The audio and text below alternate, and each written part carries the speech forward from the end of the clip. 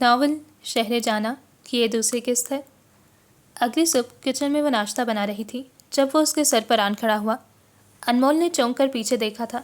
सुर्ख डोरों से मुज़य्यन रत जगह की कुमास आंखें और बिखरे मुंतशिर सहूलिये में वो उसके सामने खड़ा था। ये वो बुराक तो नहीं था जो हमेशा टिप टॉप रहने का आदी था। उस पर गुस्सा अपनी जगह, मगर उसे यूं देखकर उसे बुरा लग रहा था। पता नहीं ये फितूर उसके जहन में कहाँ से आ समाया था। तुमने रिश्ते के लिए हाँ कर दी है? वो वापस मुड़कर खोलते पानी में चाय की पत्ती डालने लगी तो वो बेचैनी से पूछ बैठा। हाँ, बिना मुड़े यह क्लवसी जवाब दिया। क्यों? ये जानते हुए भी कि मैं क्या चाहता हूँ। ऐसा क्यों किया तुमने अनमोल? वो उस पर चाहकर भी गुस्सा नहीं कर पा रहा था। अब भी आवाज़ में धीमापन मगर एक चुभन से थी।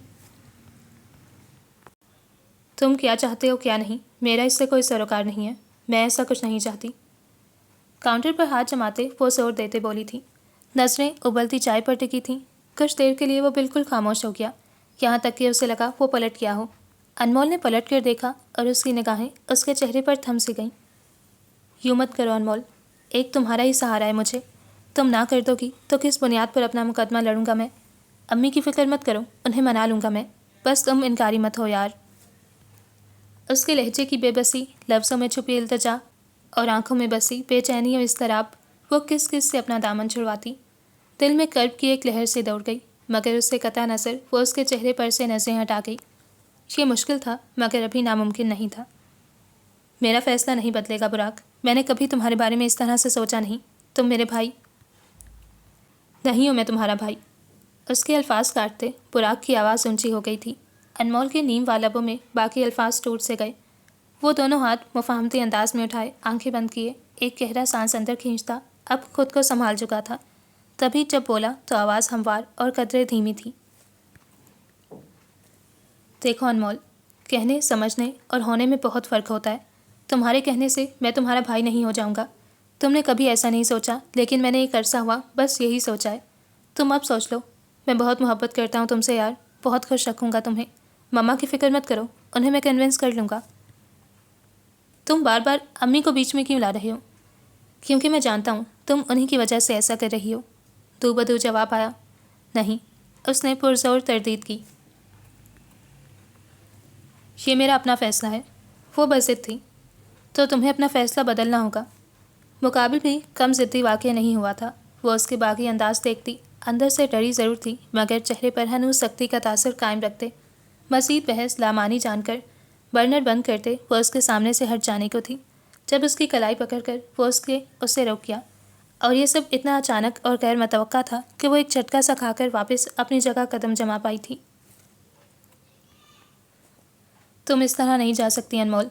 तुम्हारे पास आज का दिन और रात है सोचने के लिए। कल मुझे हर सूरत तुम्हारा जवाब हाँ में चाहिए, और कल ही हम कोर्ट मैरिज कर लेंगे। मम्मा कुछ दिन खफा होंगी, फिर एक सन्नाटेदार थप्पड़ की गूंज वहाँ सुनाई दी थी और बुराक के बाकी के अल्फाज मुंह में ही रह गए। अनमोल का हाथ पूरी शिद्दत से उसके दाएं गाल पर पड़ा और अब वो खुद अपनी उस बेसाख्ता सर सद हुई हरकत पर शशदर सी आंखों में बेयकीनी और मलामत लिए खड़ी उसे देख रही थी। बुराक की गिरफ्त उसकी कलाई पर कमज़ोर पड़ी थी। अनमोल ने अपनी कलाई उसके हाथ से आज़ाद करते कम गुस्से से भरी आंखों में आंसू लिए उसे देखा। कुछ अंदाज़ा भी है तुम्हें अभी क्या बकवास किया तुमने? बस यही सुनना बाकी था तुम्हारे मुँह से। पागल हो गए हो तुम बुराक, अपनी बेजा जिद में अपनी सुध-बुध खो बैठे हो। क्या करने का कह रहे हो तुम मुझे, जानते भी हो? तुम चाहते हो तुम्हारी इस बेकार के चंद दिन की सस्ती जज्बातियत से मरूब होकर मैं उस औरत के खिलाफ खड़ी हो जाऊं जिसके एहसानात के नीचे मेरी एक एक सांस दबी हुई है। तुम्हारे पढ़ाए सबक पर अमल करते मैं दुनिया के लिए गाली बन जाऊं। लोग कहें कैसी कमज़ात थी जिसने बेटे को माँ के मुकाबिल ला खड़ा किया, उस माँ के मुकाबिल जिसने मुझ जैसी झुग्गियों में पैदा होने वाली को एक अच्छी और म्यारी ज़िंदगी दी, ऐसी ज़िंदगी जिसका मैं तसव्वुर भी नहीं कर सकती थी, और बदले में मैं उसी औरत से उसका बेटा छीन लूँ। यह है तुम्हारी मोहब्बत जो मुझे दूसरों की तो क्या मेरी ही नज़रों में गिराने के दर पे है। सहरखंद लहजे में कहती वो आंखों में ढेरों मलामत और हिजान अंगेज़ी लिए उसे सुलगती नज़रों से देख रही थी। वो उस पर हाथ उठा चुकी थी। वो उसकी मोहब्बत, सच्चे और पुरखलूस जज्बों को सस्ती जज्बातियत से तशबीह दे रही थी। वो उसे बावर करवा रही थी। उसकी तड़प, उसकी तकलीफ़, उससे पाने की लगन, ये सब उसके लिए कोई मानी नहीं रखता। तो अब भी वो उसके सामने झुककर किड़किड़ा कर मोहब्बत की भीख मांगता।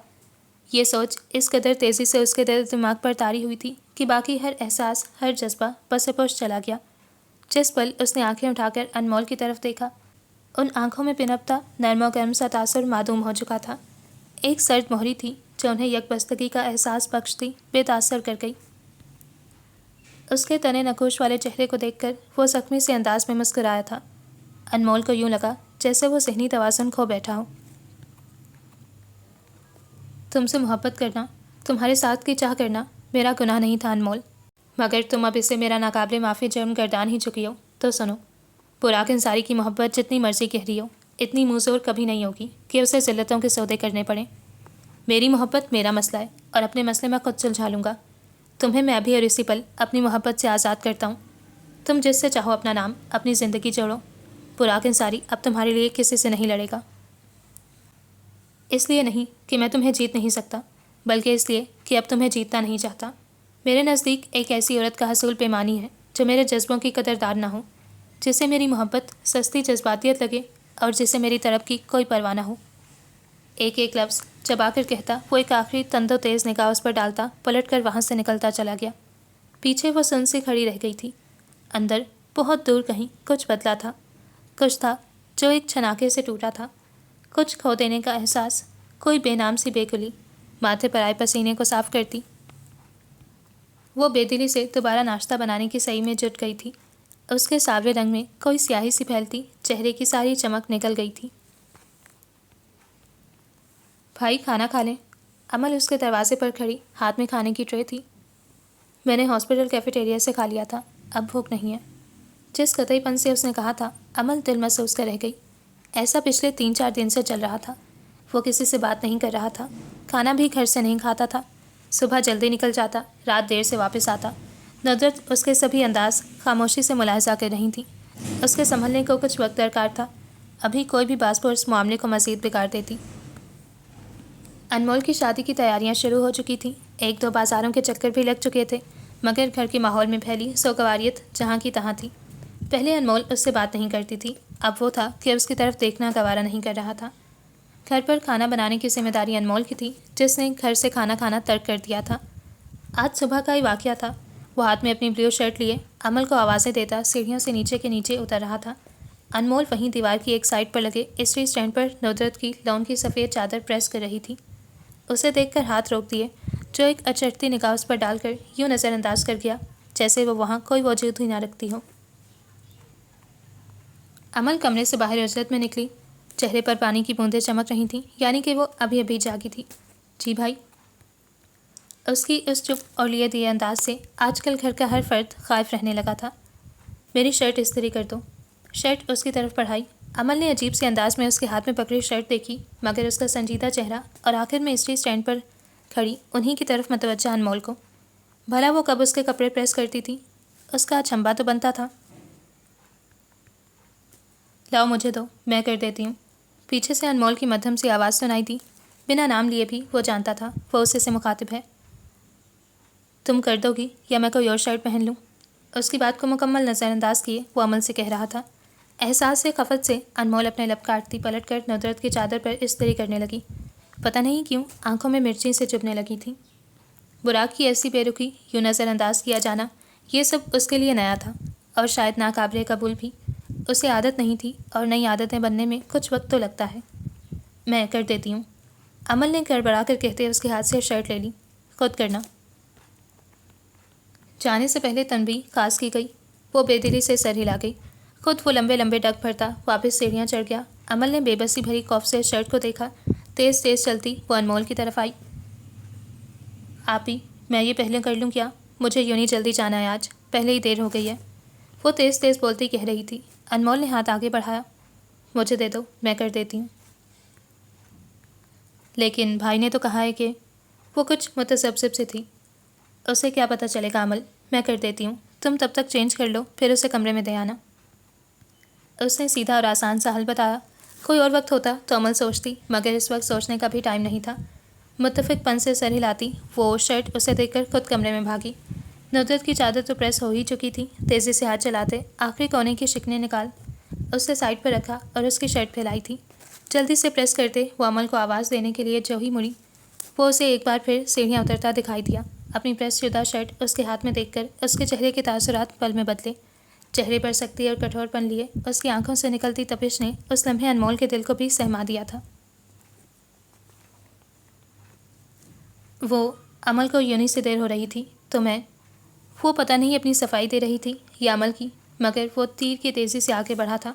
उसके हाथ से शर्ट झपटने के अंदाज में ली, एक सुलगती निगाह उसके फीके पड़ते चेहरे पर डाली और अगले पल वो मुड़ गया था।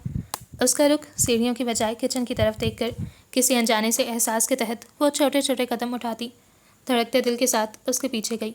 किचन की दहलीज पर उसके कदम रुक से गए। वो बेयकीनी भरी फटी आंखों से सामने का मंजर देख रही थी, जहाँ वो फर्श पर शर्ट गिराए पास पैरों पर वजन डाले बैठा, हाथ में माचिस की तीली जलाए उससे निकलती चिंगारी से शर्ट को जला रहा था।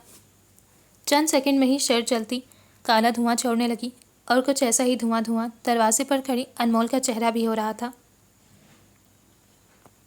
भींचे हुए जबड़ों के साथ वो उठकर खड़ा हुआ, हाथ में पकड़ी माचिस की डिब्बी शेल्फ की जानिब उछाली और आंखों से कुछ वैसी ही लपकती चिंगारियों के साथ दरवाजे में बुत बनी खड़ी अनमोल का फक हुआ चेहरा देखा, जो बेयकीनी भरे सदमे के ज़ेरे असर जलती शर्ट को देख रही थी।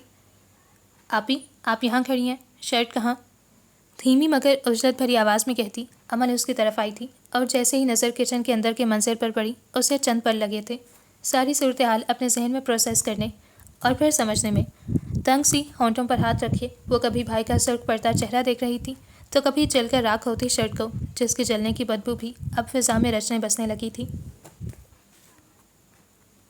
उन दोनों को यूं ही खड़ा छोड़कर वो कनी कतराता सपाट चेहरा लिए उनके पास से गुजरता बाहर निकल गया। अनमोल के गालों पर न जाने कब आंसू बहने लगे थे, उसे पता भी नहीं चला। इतनी नफरत, इतनी बेजारी कि वो अपनी फेवरेट शर्ट तक उसके हाथ लगने के बायस जलाकर खाकस्तर कर गया। आई एम सॉरी आपी, ये मेरी वजह से हुआ, काश मैं खुद ही कर देती तो ये सब ना होता। उसके भीगे गाल देखकर अमल ने शर्मिंदगी से कहा। अनमोल जैसे चौंक कर होश में आई, पलके झपक कर गालों पर बहती नमी हाथ की पुश से साफ करती वो सिरत से आगे बढ़ी। ये साफ करना होगा, अम्मी को पता नहीं चलना चाहिए। नमनाक आवाज़ में कहते आगे बढ़कर वो जलती शर्ट के पास नीचे दो जानों बैठी गायब दिमागी से हाथ बढ़ाने को थी, जब तेज़ी से पीछे आती अमल ने उसका बाजू पकड़कर रोक लिया। पागल हो गई आप ही, हाथ जल जाएगा आपका, पहले आग बुझा तो लेने दें। अमल ने उसे तासुब से देखते सख्त आवाज़ में सरजनिश की तो वो पानियों से लबरेज पलकें उठाकर उसे बेचारगी से देखने लगी। वो मुझे अपनी नफ़रत से जला रहा है अमल, उसे कहो यूँ मत करे, मुझे आदत नहीं है उसके ऐसे सर्द रवैयों की। क्लोगेर आवाज़ में कर्ब लिए उसने आंखें मीच डाली। लम्हों की खता थी, वो अपनी कमज़ोरी अमल पर आया कर गई। अमल ने उसे बाजुओं के घेरे में लेते खुद से लगाया और उसका सहारा पाकर वो और भी शिद्दत से रोने लगी। अमल उसकी पुश्त सहलाती रही। ये सब देखकर उसे बुरा लग रहा था। अनमोल पर क्या बीत रही होगी वो अंदाज़ा भी नहीं लगाना चाहती थी। कुछ देर बाद वो खुद ही संभल कर नज़रें चुराती उससे अलग हुई। ये साफ़ कर लेते हैं, वो कहती सामने से उठ गई थी। अगले 3-4 मिनट में वहाँ से दोनों ने मिलकर सफाई कर दी, मगर दिल के आईनों पर डराने वाली मैल इतनी आसानी से साफ़ नहीं की जा सकती थी। अब भी उसे देखकर अमल को सुबह वाला वाक़या पूरे शतोमत के साथ याद आया था। वो शायद उससे भी खफा थी। भाई, मैंने खुद आपके लिए खाना बनाया है, अब बिना खाए मेरी इतनी मेहनत ज़ाया करेंगे आप? कुछ रूहानसी सी होकर कहती वो उसके पीछे पीछे कमरे में दाखिल हुई थी। वो उससे 5 साल बड़ा था, मगर उसकी दोस्ताना तबीयत और नरम मिजाज के बायस कभी उससे डर नहीं लगा था। बुरहान से फिर कभी सख्ती से पेश आ जाया करता था, मगर उसे तो कभी सख्ती भरा एक लफ्ज़ नहीं कहा था। पहली बार उसे इस कदर जलाली अंदाज में देखकर वो उससे खाइफ हुई थी। सुबह की वाक़े के बाद उसके और अनमोल के दरमियान की चपलकिश कोई ढकी छुपी नहीं रही थी। शाम में अनमोल ने उसे बुराक के लिए एक आध डिश बनाने का कहा था, ताकि कम से कम वो घर पर खाना तो खाए। उसी के कहने पर अमल ने भिंडी बनाई थी, जो बुराक को बेहद पसंद थी। अमल उसके पास बेड पर बैठते अपने और उसके दरमियान ट्रे रखकर अब उस आस भरी नज़रों से उसे देख रही थी, जैसे अब तो वो इनकार कर ही नहीं सकता। और भाई तो होते ही वही हैं जो बहनों की मान रख लेते हैं। भूख ना होने के बावजूद वो एक घुटना मोड़ कर बैठते खामोशी से खाने की तरफ मतवज्जा हो गया। अमल के लिए फ़िलहाल यही काफ़ी था। उस रात चाहकर भी वो सो नहीं पा रही थी। ज़िंदगी में कुछ बातें हमारे साथ गैर मुतवक्का तौर पर वक़ूफ़ पज़ीर हो जाती हैं और वो ज़्यादा पुरअसर साबित होती हैं। आज से 1-1.5 हफ़्ता पहले तक उसकी ज़िंदगी में रावी सब चैन ही चैन लिख रहा था, और फिर उस ठहरे पानियों के से सकूत में बुराक का फेंका एक कंकर मुंतशिर लहरों का ऐसा जाल बनता गया कि एक भौचाल सा आ गया। वो शर्मसार रह गई थी जब उसने उससे शादी की अचानक से बात की थी। पता नहीं ये फतूर उसके ज़हन दिल में कब से आ समाया था और वो अनजान रही थी। जान भी कैसे पाती, उसने कभी अपनी किसी भी हरकत से यह जताया ही कब था। वो शुरू से ही ऐसा था जिसके बारे में पेश गोई करना नामुमकिन होता। वो क्या सोचता है, क्या चाहता है, ये सिर्फ वही जानता है। तो उसे तब तक नहीं जान पाते जब तक वो उन्हें जानने का मौका ना दे। और अब उसकी नाराज़गी और सर्द मोहरी, उससे गुस्सा होना अपनी जगह, वो खफा भी थी। मगर ये सच था, उसके ये कटीले अंदाज उसे बुरी तरह से घायल कर रहे थे। वो उसके लिए अब भी दिल में नरम गोशा रखती थी, बावजूद इसके कि उसकी हरकत ने उसे बहुत मायूस किया था, मगर वो उसे फिर भी माफ़ कर सकती थी। थक कर करवट के बल लेटते उसने सात सुकून से सोई अमल को डिम लाइट्स की नीम रोशनी में देखा। फिर एक गहरा सांस खारिज करते आहिस्तगी से उठ बैठी। लिहाफ उतार कर पाँव नीचे करती वह बिस्तर से निकल कर बाहर आई। रुख किचन की तरफ था। नींद न आने और मुसलसल सोचों के धागे सुलझाने से सर दुखने लगा था। चाय की शदीद तलब जाग उठी थी। किचन में दाखिल होने से पहले उसने उसे अंदरूनी दरवाजे से अंदर दाखिल होते देखा। उसे देखकर सुबह का वाक़या फिर से जहन में ताज़ा हुआ। दिल हल्के से खौफ का शिकार हुआ था। ब्लैक कुर्ता शलवार पहने वो उसे देखकर एक पल को चौंका और फिर संभलता हुआ आगे बढ़ता गया। बुराक। सीढ़ियों के पास उसकी आवाज़ पर वो रुका, मगर पलट कर नहीं देखा। तुम कहाँ थे इस वक्त? वो पूछे बिना नहीं रह सकी। तुम्हें जवाब दे नहीं हूँ मैं। खुरदरा सा अंदाज, उखड़ा सा लहजा, मगर वो नज़रअंदाज कर गई। बात करना ज़रूरी था। क्यों कर रहे हो ऐसा? अम्मी तुम्हारी वजह से किस कदर परेशान है, कुछ अंदाज़ा भी है तुम्हें?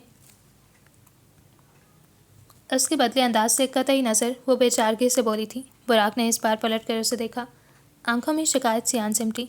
अनमोल ना जाने क्यों नजरें चुरा गई। इस घर में सब अपनी मर्जी के मालिक हैं। जिसे जो जी चाहता है वो वही करता है। बस सारे कायदे कानून मेरे लिए रह गए हैं। एक मैं ही हूँ जो अपनी मर्जी से खुली हवा में ज़रा देर चैन की सांस नहीं ले सकता। वो पता नहीं क्यों शिकवा कर गया, हालांकि उसने सोच लिया था वो अब उससे कोई बात नहीं करेगा। बाकी सबकी सांसें दो भर करके तुम चैन की सांस ले भी कैसे सकते हो? अनमोल के मुंह से बेख्तियार निकला। बुराक जख्मी सा अंदाज में मुस्कुराया। मेरी एक बेज़र सी ख्वाहिश को तुम लोगों ने खुद अपनी सांसें दो भर करने का सामान बना लिया है। मैं क्या कर सकता हूँ अब? कंधे उचकाकर लाइदमी का इजहार किया। रात के 1 बजे वो दोनों यूं रूबरू खड़े थे। सुबह की सारी तलखी उस रात की पहली तारीकी में कहीं गुम हो गई थी। उसे देखते हुए एहसास हुआ था वो ज़्यादा देर उससे खफा रह भी तो नहीं सकता, वो भी इस सूरत जब वो खुद उसको पुकार बैठी हो। कुछ पुकारें होती हैं जिन पर लब्बैक कहना इंसान का दिल उस पर फ़र्ज कर देता है। अनमोल की पुकार बुराक के लिए वही एक पुकार थी। दिल नाराज़ होकर भी लब्बैक कहने से तरेक नहीं कर पाया। उसके किसी ज़िद्दी बच्चे जैसे अंदाज पर अनमोल इस बार मुस्कुराई थी। तुम अब भी बच्चे हो बुराक, तुम्हें समझ नहीं लग रही तुम चाहते क्या हो और कर क्या रहे हो। याद है एक बार मैं तुमसे नाराज़ हो गई थी और मैंने तुम्हें धमकी दी थी कि मैं यहाँ से चली जाऊँगी।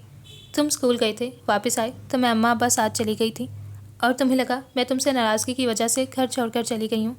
तुम्हें बुखार हो गया था। अगले ही दिन अम्मी मुझे वापस ले आई थी, हालांकि उन्होंने ही मुझे 3-4 दिन रहने भेजा था। मैं वापस आई तो तुमने किस कदर फ़ख्र से मुझे अपना कारनामा बताया था कि तुमने इस कड़ाके की सर्दियों में बर्फ़ वाला यक ठंडा पानी पी पी कर और सौ जतन करते अपना गला ख़राब किया था ताकि अम्मी तुम्हारा ख्याल रखने के लिए मुझे वापस ले आएँ। वो उसे कुछ याद करवा रही थी और वो यकटुक उसे देख रहा था। वो आगे क्या कहने जा रही थी अंदाज़ा लगाना मुश्किल नहीं था। नुदरत की तरह वो भी उसके एहसासात को गलत माने पहना रही थी। नरम सा तासुर आंखों में लिए उसे देखती कुछ पलों के सकूत के बाद फिर से गोया हुई। और तुम अब भी वही कर रहे हो। मैं जा रही हूँ तो फिर से मुझे रोकने की कोशिश, लेकिन इस बार की ये कोशिश मेरे लिए दिल आज़ारी का बायस बन गई है बुराक। मुझे समझ नहीं आ रहा मैं इस पर गुस्सा हूँ, तुम्हें समझाऊँ या कहीं दूर भाग जाऊँ। लेकिन ये भी सच है मैं तुम्हें यूँ भी नहीं देख सकती, इसलिए यूँ मत करो।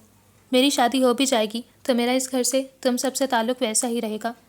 मैं आया करूँगी, तुम मुझे चिढ़ाना, और तुम्हारी भी तो शादी हो जाएगी, लाइबा आ जाएगी तुम्हारी ज़िंदगी में, तो कुछ अरसे बाद तुम खुद अपनी इस हरकत पर बैठकर हंसोगे। बल्कि मैं खुद तुम्हें वक्त बे वक्त याद करवाया करूँगी कि तुम क्या बेवकूफ़ी करने जा रहे थे। वो खुद ही अपनी बात पर धीमा सा हंसी। बुराक की आंखों में दूर तक वीरानी सी फैलती चली गई। दिल में कोई टीस सी जागी, मगर वो नज़रअंदाज कर गया। उस लम्हे अनमोल के चेहरे पर फैला अपनी खुद साख्ता सोचों का इत्मीनान उसे बेइत्मीनान कर रहा था। मगर फिर वो उस मरहले से भी गुजर गया।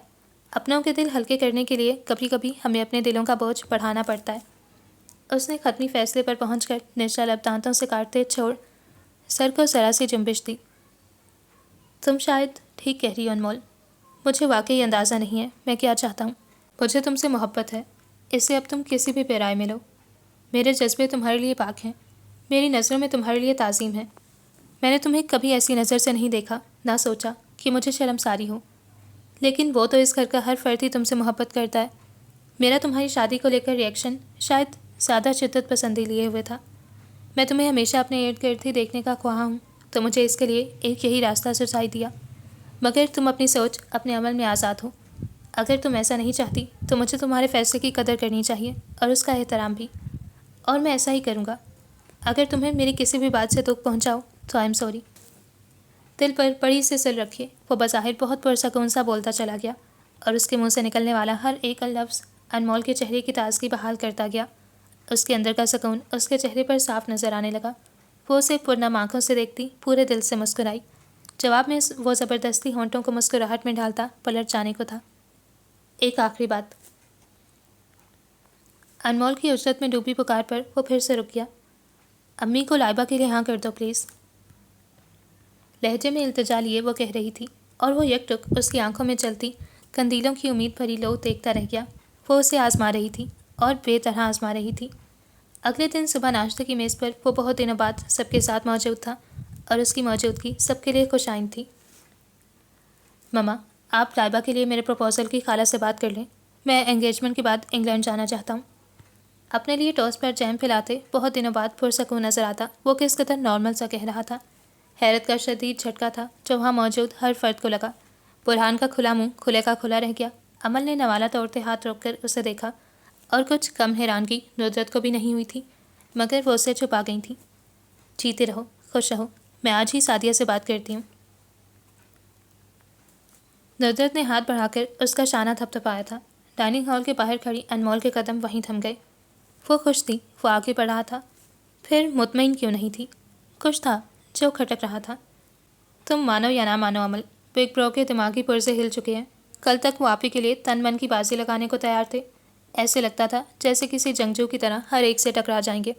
आप ही और अम्मी के इनकार पर कैसे जले तवे पर जा बैठे थे। मुझे भी काट खाने को दौड़ रहे थे, और अब देखो एक ही रात में काया पलट गई। जैसे इनके सर पर कल रात तक कोई जिन सवार था, और सुबह होने से पहले उसने कहा हो, जा बुराक अंसारी, जी ले अपनी ज़िंदगी। बुराक और नुसरत के टेबल से उठकर जाने के बाद मौका मिलते ही ये बुरहान था जिसका तबसरा भी अपनी नौयत का आप होता था। शुक्र पढ़ो, घर का टेंस माहौल नॉर्मल हो रहा है। अमल ने उसे घूरा। बुरहान ने सर झटका। ये नॉर्मेलिटी कुछ हजम नहीं हो रही मुझसे। वो मशकूक था। मतलब कल तक वो आप ही की मोहब्बत के दावेदार थे, और अब यूँ अचानक से। अनमोल को देखकर उसके बाकी के अल्फाज मुँह में ही रह गए। शर्मो आहान का शदीद शिकार होते उसके चेहरे की रंगत मुतगय्यर हुई थी। अमल और बुरहान उसके लिए बच्चे थे, और उनके दरमियान उसके साथ यूं इस अंदाज में मौज़ूए बहस बन जाएगी, ये तो उसने कभी सोचा भी नहीं था।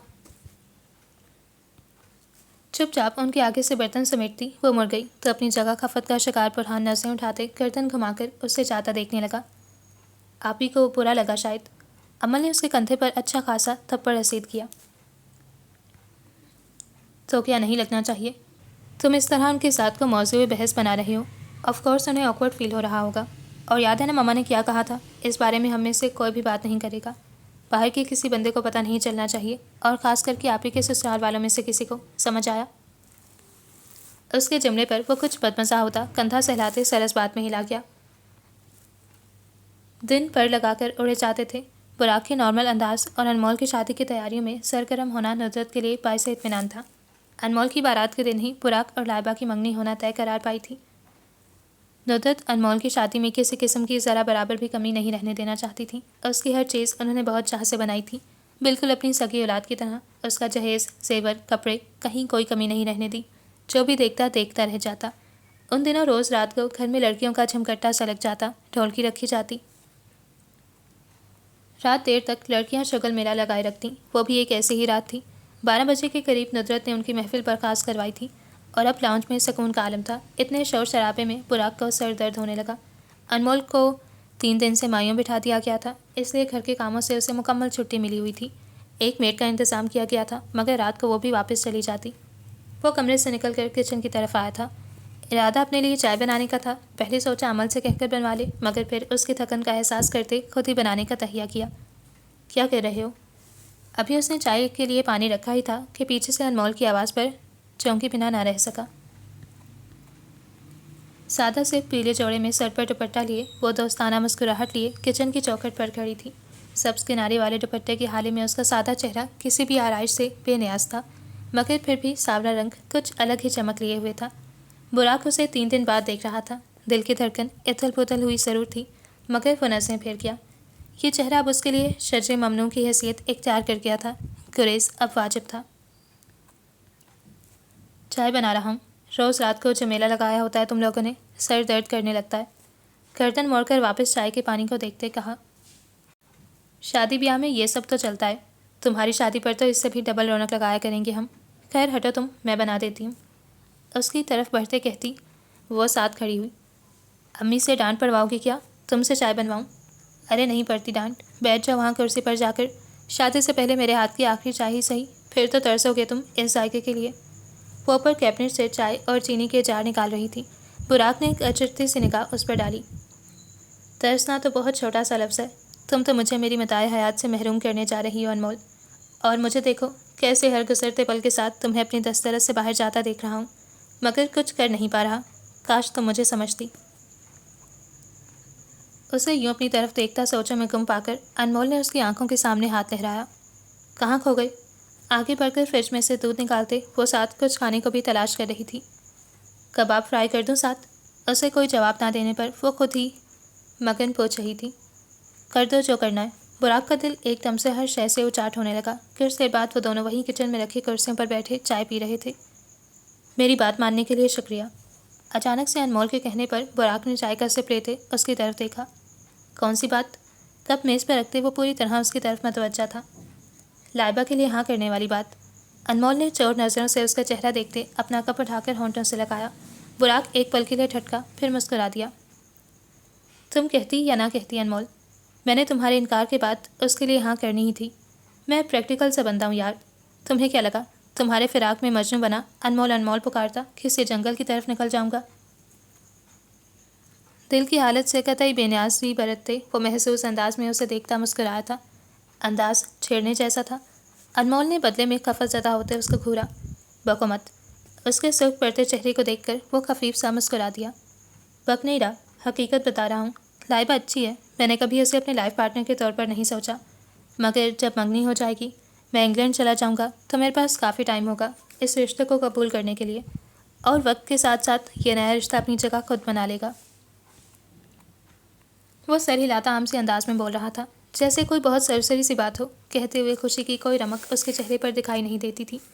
अनमोल ने नज़रें चुराते सर इस्पात में हिलाते चाय का कप उठा लिया।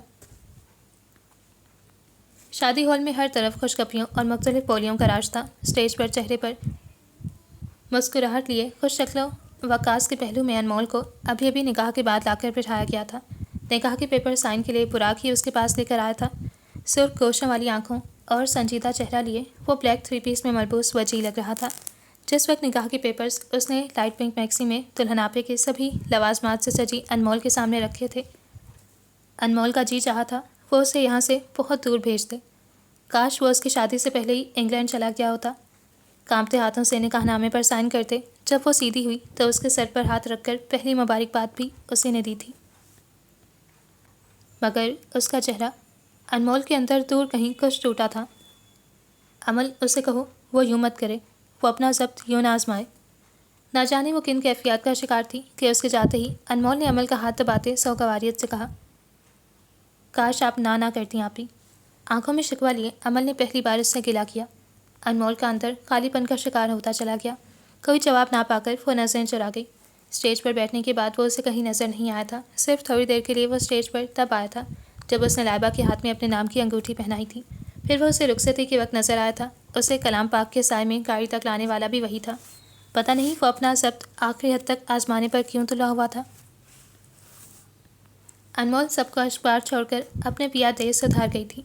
एक नया सफ़र, मगर किसी भी सफ़र के आगाज़ पर यह तय करना कबल इस वक्त होता है कि आने वाला वक्त हमारे लिए कौन सी मंजिलों का तयन करने वाला है। अनमोल का ससुराल कोई लंबा चौड़ा नहीं था। सास थी और शौहर, एक बड़ी नंद थी जो कराची ब्याही हुई थी। घर ज़्यादा बड़ा नहीं था, 3 कमरों पर मुश्तमिल था, जो अब उसके जहेज़ के लाए सामान से भरा पड़ा था। पिछले 1 हफ्ते से मोहल्ले की ख़वातीन दुल्हन देखने आ रही थीं। उसकी सास बड़े फ़ख्र से उसके जहेज़ में आई एक एक चीज़ सबको दिखाती थी। अनमोल को इन 7 दिनों में ही बारहा महसूस हुआ था, जैसे उससे ज़्यादा अहमियत उसके लाए साजो सामान की थी। अब भी 3 औरतें आई हुई थीं, जिन्हें दरवाजे तक रुखसत करके उसकी सास नकुवत से सर झटकते बाहर सहन में रखे तख्त पर वापस आई थीं। चलकर राख हो गई हैं। ये रुखसाना, इसका तो मुँह ही लटक गया था इतना सामान देखकर। जब इसके बेटे की शादी हुई थी तो पूरे मोहल्ले में इतराई फिरती थी, ये मेरी बहू AC, TV, washing machine, fridge और पता नहीं क्या क्या लेकर आई है। मगर बहू, तुम्हारे जहेज़ के सामने तो ये सब कुछ भी नहीं है। तख्त पर आलती पालती मारकर बैठते वो साथ साथ बोल भी नहीं थी। पास ही तख्त पर बैठी अनमोल ज़रा सा मुस्कुराती। उसे अजीब सा लग रहा था। उसकी सास हर चीज़ की जैसे नुमाइश करने पर तुली रहती थी, और ये तमाशा वो 2 दिन से खामोशी से देख रही थी। वैसे नुसरत बहन भी बड़े दिल की मालिक है, वरना कौन किसी गैर की बेटी को इतना कुछ दे दिलाकर रुखसत करता है। एक और तबसरा किया गया। अनमोल का दिल बुझ सा गया, मगर वो फिर भी मुस्कुराती रही। जी, सही कह रही हैं आप। अम्मी ने वाकई मेरे लिए बहुत कुछ किया है। कभी कोई फ़र्क नहीं किया मुझ में और अपनी सगी औलाद में। हाथ बाहम मसलते हुए वो बोली। हल्के नीले रंग के धागे की कढ़ाई वाला कुर्ता शलवार पहने, सर पर हमरंग दुपट्टा लिए, वो हल्का फुल्का मेकअप किए काफ़ी जाज़िब नज़र दिखाई दे रही थी। तभी दरवाज़ा खुला और वकास अंदर दाखिल हुआ। वो 30 साला, अच्छी शक्ल सूरत और कदो काट का हामिल था। रंग कदरे साफ था। अनमोल को देखकर वो मुस्कुराया। तुम अभी तक तैयार नहीं हुई? चलना नहीं है क्या? चलता हुआ वो आकर तख्त के पास रखी कुर्सी पर बैठ गया। मैं तो तैयार हूँ, बस चादर लेनी है, कहते उसने इजाज़त तलब नज़रों से सास को देखा। हाँ हाँ बेटा, जाओ जाओ, खुश दिली से कहते उन्होंने उसका शाना थपथपाया तो वो उठकर कमरे की जानिब चल दी। वो कमरे में आकर जल्दी से चादर अलमारी से निकालते ओढ़ रही थी जब वकास भी अंदर चला आया। थोड़ा तैयार हो जाती, फाउंडेशन लगाकर मेकअप फ्रेश कर लो, इस तरह तो बहुत डर लग रहा है तुम्हारा रंग। उसके साथ आकर खड़ा होता वो आईने में देखते अपने बाल हाथ की मदद से सेट कर रहा था। लबो अंदाज बड़े आम से थे। अनमोल का चादर सर पर लेता हाथ ठटका। 3 दिन की नौ ब्याहता से इतने खुले अल्फाज में कहना उसे अजीब लगा। उसने वकास की तरफ देखा, मगर वो लापरवाही से मुड़कर अलमारी के सामने जा खड़ा कुछ तलाशने लगा। कुछ आगे को होकर ड्रेसिंग टेबल के सामने खड़े होते लब कुचलते उसने खुद को देखा। ठीक तो लग रही थी वो, जैसे हमेशा लगती थी, लेकिन फिर बहस करने या कुछ कहने की बजाय मेकअप की किट दराज से निकाल ली थी। शादी की रात भी वकास ने दबे लफ्ज़ों में उसे बावर करवा दिया था कि वो उसकी नहीं, उसकी माँ की पसंद है। तुम्हें अम्मी ने पसंद किया है। मैं सच कहूँ तो तुम मेरे आइडियल से बहुत मुख्तलिफ हो, मगर फिर भी जब अम्मी ने तुम्हें चुना तो मैंने कोई एतराज़ नहीं किया। अब ये तुम पर मुनहसर है कि मुस्तक़बिल में तुम खुद को मेरी पसंद में ढाल पाती हो या नहीं। उसकी मेहंदी में रचे सांवले हाथ की उंगली में अंगूठी पहनाते उसने बड़े आम से अंदाज में कहा। बेदिली से मुस्कुराते वो सर झुका गई। उससे ज़्यादा वो कर भी क्या सकती थी। उसे समझ नहीं आ रहा था, सारी ज़िंदगी उसने अपने इर्द गिर्द के लोगों से पसीराई हासिल की थी, और यहाँ पहले ही कदम पर उसके साथ एक लंबे सफ़र का आगाज़ करते उसका हमसफ़र उसे ये सब जता रहा था। वकास के कहने पर उसने मेकअप भी सारा डार्क कर लिया। हालांकि उसे पसंद नहीं था, मगर अपनी नई नई शादीशुदा ज़िंदगी में वो छोटी छोटी बातों को इशू बनाकर बदमज़गी की मुरतकिब नहीं होना चाहती थी। और वैसे भी वो एक दूसरे के लिए अभी अजनबी थे। वक्त गुजरने के साथ एक दूसरे की समझ लगने लगेगी तो सब ठीक हो जाएगा। शुरू शुरू में तो हर रिश्ते में ही कुछ ना कुछ खिंचाव रहता है। रात की फ़्लाइट से बुराक जा रहा था। नुसरत ने अनमोल और वकास को भी खाने पर मदऊ कर रखा था। मगरिब से पहले ही वो दोनों वहाँ पहुँच गए, और अब वहाँ हॉल में सबकी महफिल जमी हुई थी। जहाँ बुरहान वकास से बड़ी गर्मजोशी से मिला, वहीं बुराक का रवैया लिया दिया सा था। उसने असराए रवादारी उससे हाथ मिलाया था और फिर एक साइड पर होकर बैठ गया। वकास हंसमुख और खुश मिजाज तबीयत का मालिक था। उसकी कंपनी में बुरहान और अमल तो काफ़ी एंजॉय कर रहे थे। अलबत्ता बुराक बस खामोशी से बैठा उनकी बातें सुन रहा था, और उसकी खोजती निगाहें बरमला नुसरत से बात करती अनमोल ने अपने मेकअप से मुज़य्यन मुस्कुराते चेहरे पर महसूस की। वो ना चाहते हुए भी बेआरामी का शिकार हो रही थी। पता नहीं क्यों उसे उस वक्त उसकी गहरी निगाहें खौफज़दा करने लगी थी, जैसे अंदर के सारे भेद जान लेने के दर पे हों। तुम खुश हो?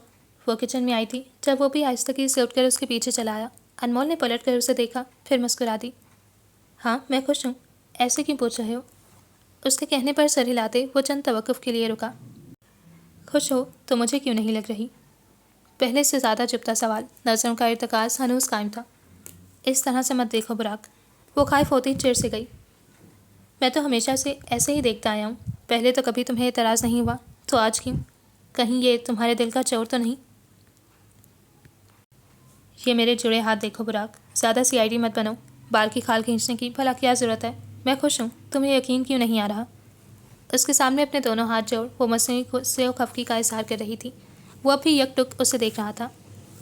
दुआ करो तुम खुश रहो, यही तुम्हारे हक में बेहतर होगा अनमोल। तुम्हें कोई दुख छोकर भी गुजरा ना तो मैं कभी तुम्हें माफ़ नहीं करूँगा। उसके लहजे की धीमी सी आंच पर वो शशदर से रह गई। वो उसे वहीं छोड़ खुद मंजर से हट गया। वो चला गया था और जाने के बाद उसने अनमोल को कभी उसके ससुराल कॉल तक नहीं की थी, और ये भी अनमोल को बहुत बड़ी गनीमत लगती थी। नई ज़िंदगी की बखेड़ों में कुछ यूं उलझी थी कि बाकी सब चीज़ों का होश तक नहीं रहा। शुरू शुरू में तो वकास और उसकी माँ का रवैया उसकी बाबत अच्छा रहा था, मगर फिर आहिस्ता आहिस्ता उनमें तगय्युर सा आने लगा। वकास की तबीयत में तहम्मुल मिजाजी का फकदान था। उसे हर बात मुंह पर बोल देने से ज़्यादा मार देने की आदत थी, और ऐसा करते हुए वो इस बात से बिल्कुल बेनियाज हो जाया करता था कि आया सामने वाले के इस कदर जज्बात तो एहसासात मजरूह होते हैं। उसकी सास नाहिद का ताल्लुक इस कबीले से था जिनके लिए कुछ भी कर लो उन्हें कोई ना कोई कसर निकाल ही लेनी होती है। शादी के 1 माह के अंदर ही उसका और वकास का इस बात पर झगड़ा भी हो चुका था। उस दिन उसने वॉशिंग मशीन लगाई थी। कपड़े धोकर फारिग हुई तो थोड़ी देर लेट गई। ना जाने कब आंख लगी मालूम भी नहीं हुआ, और फिर उसकी आंख कमरे में किसी चीज़ के पटके जाने पर खुली। बेधक कर उठते उसने नींद से भरी मुंदी मुंदी आंखें खोलकर देखने की कोशिश की थी। वकास बेड की पायनती वाली साइड माथे पर शिकने लिए खड़ा था। चेहरे के तासुरात बता रहे थे मूड खराब था। शानों पर दुपट्टा फैलाते वो बेड से उतरती खड़ी हुई। आप कब आए? उसके बिगड़े अंदाज को नज़रअंदाज करते वो शाइस्तगी से मुस्कुराकर पूछने लगी। तुम्हें नींद से फुर्सत मिले तो मालूम होना कौन कब आया कब गया और घर में क्या हो रहा है। उसके तंज आमेज अंदाज पर वो ठटकी। वो मैंने कपड़े धोए थे, ऐसे ही ज़रा देर लेटी तो आंख लग गई। वो कुछ खुजल सी वजाहत देने लगी। हाँ हाँ, 3 लोगों के कपड़े तो जैसे बहुत होते हैं, तुम तो यूं कह रही हो जैसे पूरे मोहल्ले के कपड़े धोए हों। कुछ होश भी है तुम्हें? अम्मी बेचारी साथ वाले कमरे में दर्द से बेहाल हो रही हैं, और तुम यहाँ बेखबर पड़ी ख्वाबे खरगोश के मज़े ले रही हो। वो गुस्से से बुलंद आवाज़ में बोला तो अनमोल को हैरत का शदीद झटका लगा। अम्मी की तबीयत ख़राब है? सेरे लब सरगोशी करते उसके अंदाज हम कलामी सा था। वकास को मज़ीद पतंगे लगे। बहुत अफसोस की बात है अनमोल, एक बंदा साथ वाले कमरे में पड़ा दर्द से कराह रहा है और तुम्हें पता भी नहीं है। सही बात है, वो मेरी माँ है, तुम्हारी होती तो तुम्हें पता होता ना। अनमोल ने उसके इल्ज़ाम पर तड़प कर उसकी तरफ देखा। सुबह से वो घर के कामों में लगी थी। नाहिद की आदत थी वो सुबह वकास के जाते ही कुछ देर बाद घर से निकल जाया करती थी, फिर दोपहर खाने के वक्त वापस आती थी। वो दिन का खाना उन्हीं के साथ तख्त पर बैठ कर खाया करती थी, और सारा वक्त वो उसे मोहल्ले के किस घर में क्या हो रहा है यही बताती रहती। कहाँ सास बहू का झगड़ा हुआ, किसने किसको सुनाई, ये सब तो जैसे उनका महबूब मशगला था। अनमोल बस चुपचाप सुनती रहती थी। वो पहले पहल तो बड़े शौक से बताती रहती, फिर उसे यूं बुत बना चुपचाप बिना कोई रद्द अमल दिए सुनते देखकर बदमज़ा होने लगती और खुद ही चुप कर जाती। आज भी अपने मामूल के मुताबिक वह सुबह के घर से निकली हुई थी। दोपहर को वापस आई। खाना उसने उन्हीं के साथ खाया था। तब तक तो वो बिल्कुल ठीक थी। फिर अब अचानक से, वकास, मैं अभी घंटा भर पहले कमरे में आई हूँ। अम्मी की तबीयत ख़राब थी, उन्होंने मुझे नहीं बताया। मुझे सच में नहीं पता था। उसकी आवाज़ घुटने लगी। आपकी गलती ना हो और आपको फिर भी कटहरे में खड़ा कर दिया जाए, उसके लिए ये सूरत हाल पहली दफ़ा पेश आई थी। मतलब तुम सच्ची हो और मेरी सफ़ेद बालों वाली बूढ़ी माँ झूठी है? वो और भड़का। अनमोल ने बेबसी से सरनफी में हिलाया। आंखों में पानी भरने लगा। अब यूं जाहिल औरतों की तरह तस्वीर मत बहाना मेरे सामने। वो और खामर मर्द होंगे जो औरतों के आंसू देख कर रीन जाते होंगे। कोई कम उम्र दोशीज़ा नहीं हो तुम, जो यूँ छोटी छोटी बातों पर आंसू बहाने बैठ जाया करोगी, वो भी जबकि गलती भी तुम्हारी अपनी हो। जाओ अब जाकर देखो अम्मी को। आइंदा ये कोताही बर्दाश्त नहीं करूँगा मैं। मेरी माँ बड़ी चाह से ब्याह कर लाई है तुम्हें, और तुम ये सलूक कर रही हो उनके साथ। वो लावारसों की तरह पड़ी हैं और तुम्हारी नींदें नहीं पूरी हो रही। शादी से पहले वहाँ नुदरत आंटी के घर तुम नौकरों की तरह सारा सारा दिन काम किया करती थी। यहाँ आकर महारानी बन बैठी हो। अपनी औकात में रहो, समझी? उसके गालों पर बहते आंसुओं ने उसे और भी तैश दिलाई थी। अनमोल उसकी इस कदर सफाके से तलखी पर उतर आने पर तंग से खड़ी की खड़ी रह गई। एक ज़रा सी बात का बतंगर बनाते उसने उसकी ज़ात के पर कच्चे उधेर कर रख दिए थे। दिमाग ख़राब करके रख दिया है। सारे दिन की ख्वारी के बाद बंदा घर आए तो आगे ये ड्रामे लगे हों। इससे बेहतर है बंदा घर ही ना आए। सर झटक कर पैंट में से बेल्ट खींचकर निकालते हुए वो साथ साथ गुस्से से भरा बुड़बुड़ा भी रहा था। एक कहर आलूद निगाह उस पर डालकर उसे वहीं खड़ा छोड़ते वो वॉशरूम में चला गया। अनमोल कुछ देर वहीं बुत बनी खड़ी रही, फिर काल दुपट्टे के पल्लू से रगड़ती कमरे से निकलकर साथ वाले कमरे में आई थी। दोनों कमरों का दरवाज़ा खुला था। लाजमी बात थी, नाहिद ने वकास की तमाम खनगरज सुनी होगी। उसे शर्मिंदगी और आंत के शदीद एहसास ने आन घेरा। उसे कमरे में दाखिल होता देख उन्होंने पहलू बदलते अनजान नज़र आने की सही की। अम्मी, क्या हुआ आपको? तबीयत ख़राब है? अपनी आवाज़ को हर मुमकिन हद तक ग्लोगीर होने से बचाते उसने भीगी आंखें चुराते आहिस्तगी से पूछा। रहने दो बहू, पूरा दिन मैं दर्द से कराती रही हूँ, तुम्हें आवाज़ें भी लगाई, मगर मजाल है जो तुमने बूढ़ी बीमार सास के कमरे में झांका भी हो। मरकब गई है या जिंदा है तुम्हारी बला से? नाक मुंह चढ़ाकर हाथ चलाते वो कह रही थी। अनमोल उनके सामने बैठती उनके बाजू पर हाथ धर गई। नहीं अम्मी, मुझे आपकी आवाज़ सुनाई नहीं दी, वरना मैं क्यों ऐसे करती? मेरी थोड़ी देर आंख लग गई थी। थोड़ी देर? पूरा दिन सोती रही हो तुम, जिसे तुम थोड़ी देर कह रही हो। मुझसे पूछो, एक एक सेकंड दर्द में बेहाल काटने से आजिज़ थी मैं। उसका हाथ झटकते कहा तो वो एक बार फिर से रोहानसी होने लगी। अपने इर्द गिर्द के लोगों के लिए वो शुरू से एहसास वाक़या हुई थी। घर में किसी को ज़रा सा ज़ुकाम भी हो जाता तो वो उसका ख्याल यूँ रखती थी जैसे न जाने ये कितनी बड़ी बीमारी हो। यहाँ तक कि नुदरत से उसे टान भी पड़ जाया करती थी कि वो यूँ सबके यूँ लाड उठाकर उनकी आदतें ख़राब कर रही है, और अब उसे यूँ सफाइयाँ देनी पड़ रही थीं। वक्त ने उसके लिए शदीद पलटा खाया था, और एकदम खाया था कि वो कुछ भी सोचने समझने से मफलूज हो गई थी। अच्छा, मैं माफ़ी मांगती हूँ, मुझे ख्याल करना चाहिए था अम्मी, मेरी गलती है, मैं मानती हूँ। अब प्लीज़ बताएं, कहाँ दर्द हो रहा है आपको? डॉक्टर के पास चलें? वो मुफाहमती अंदाज पर उतर आई थी। बहस करने से मामलात ख़राब ही होने थे, वो भी उस सूरत में जब मुकाबिल खुद को सही और सामने वाले को गलत कर डालने की ठान बैठा हो। नहीं, गोली खा ली थी मैंने दर्द की, अब बेहतर है कुछ। वो भी उसे पस पड़ता देखकर कुछ धीमी पड़ी थी।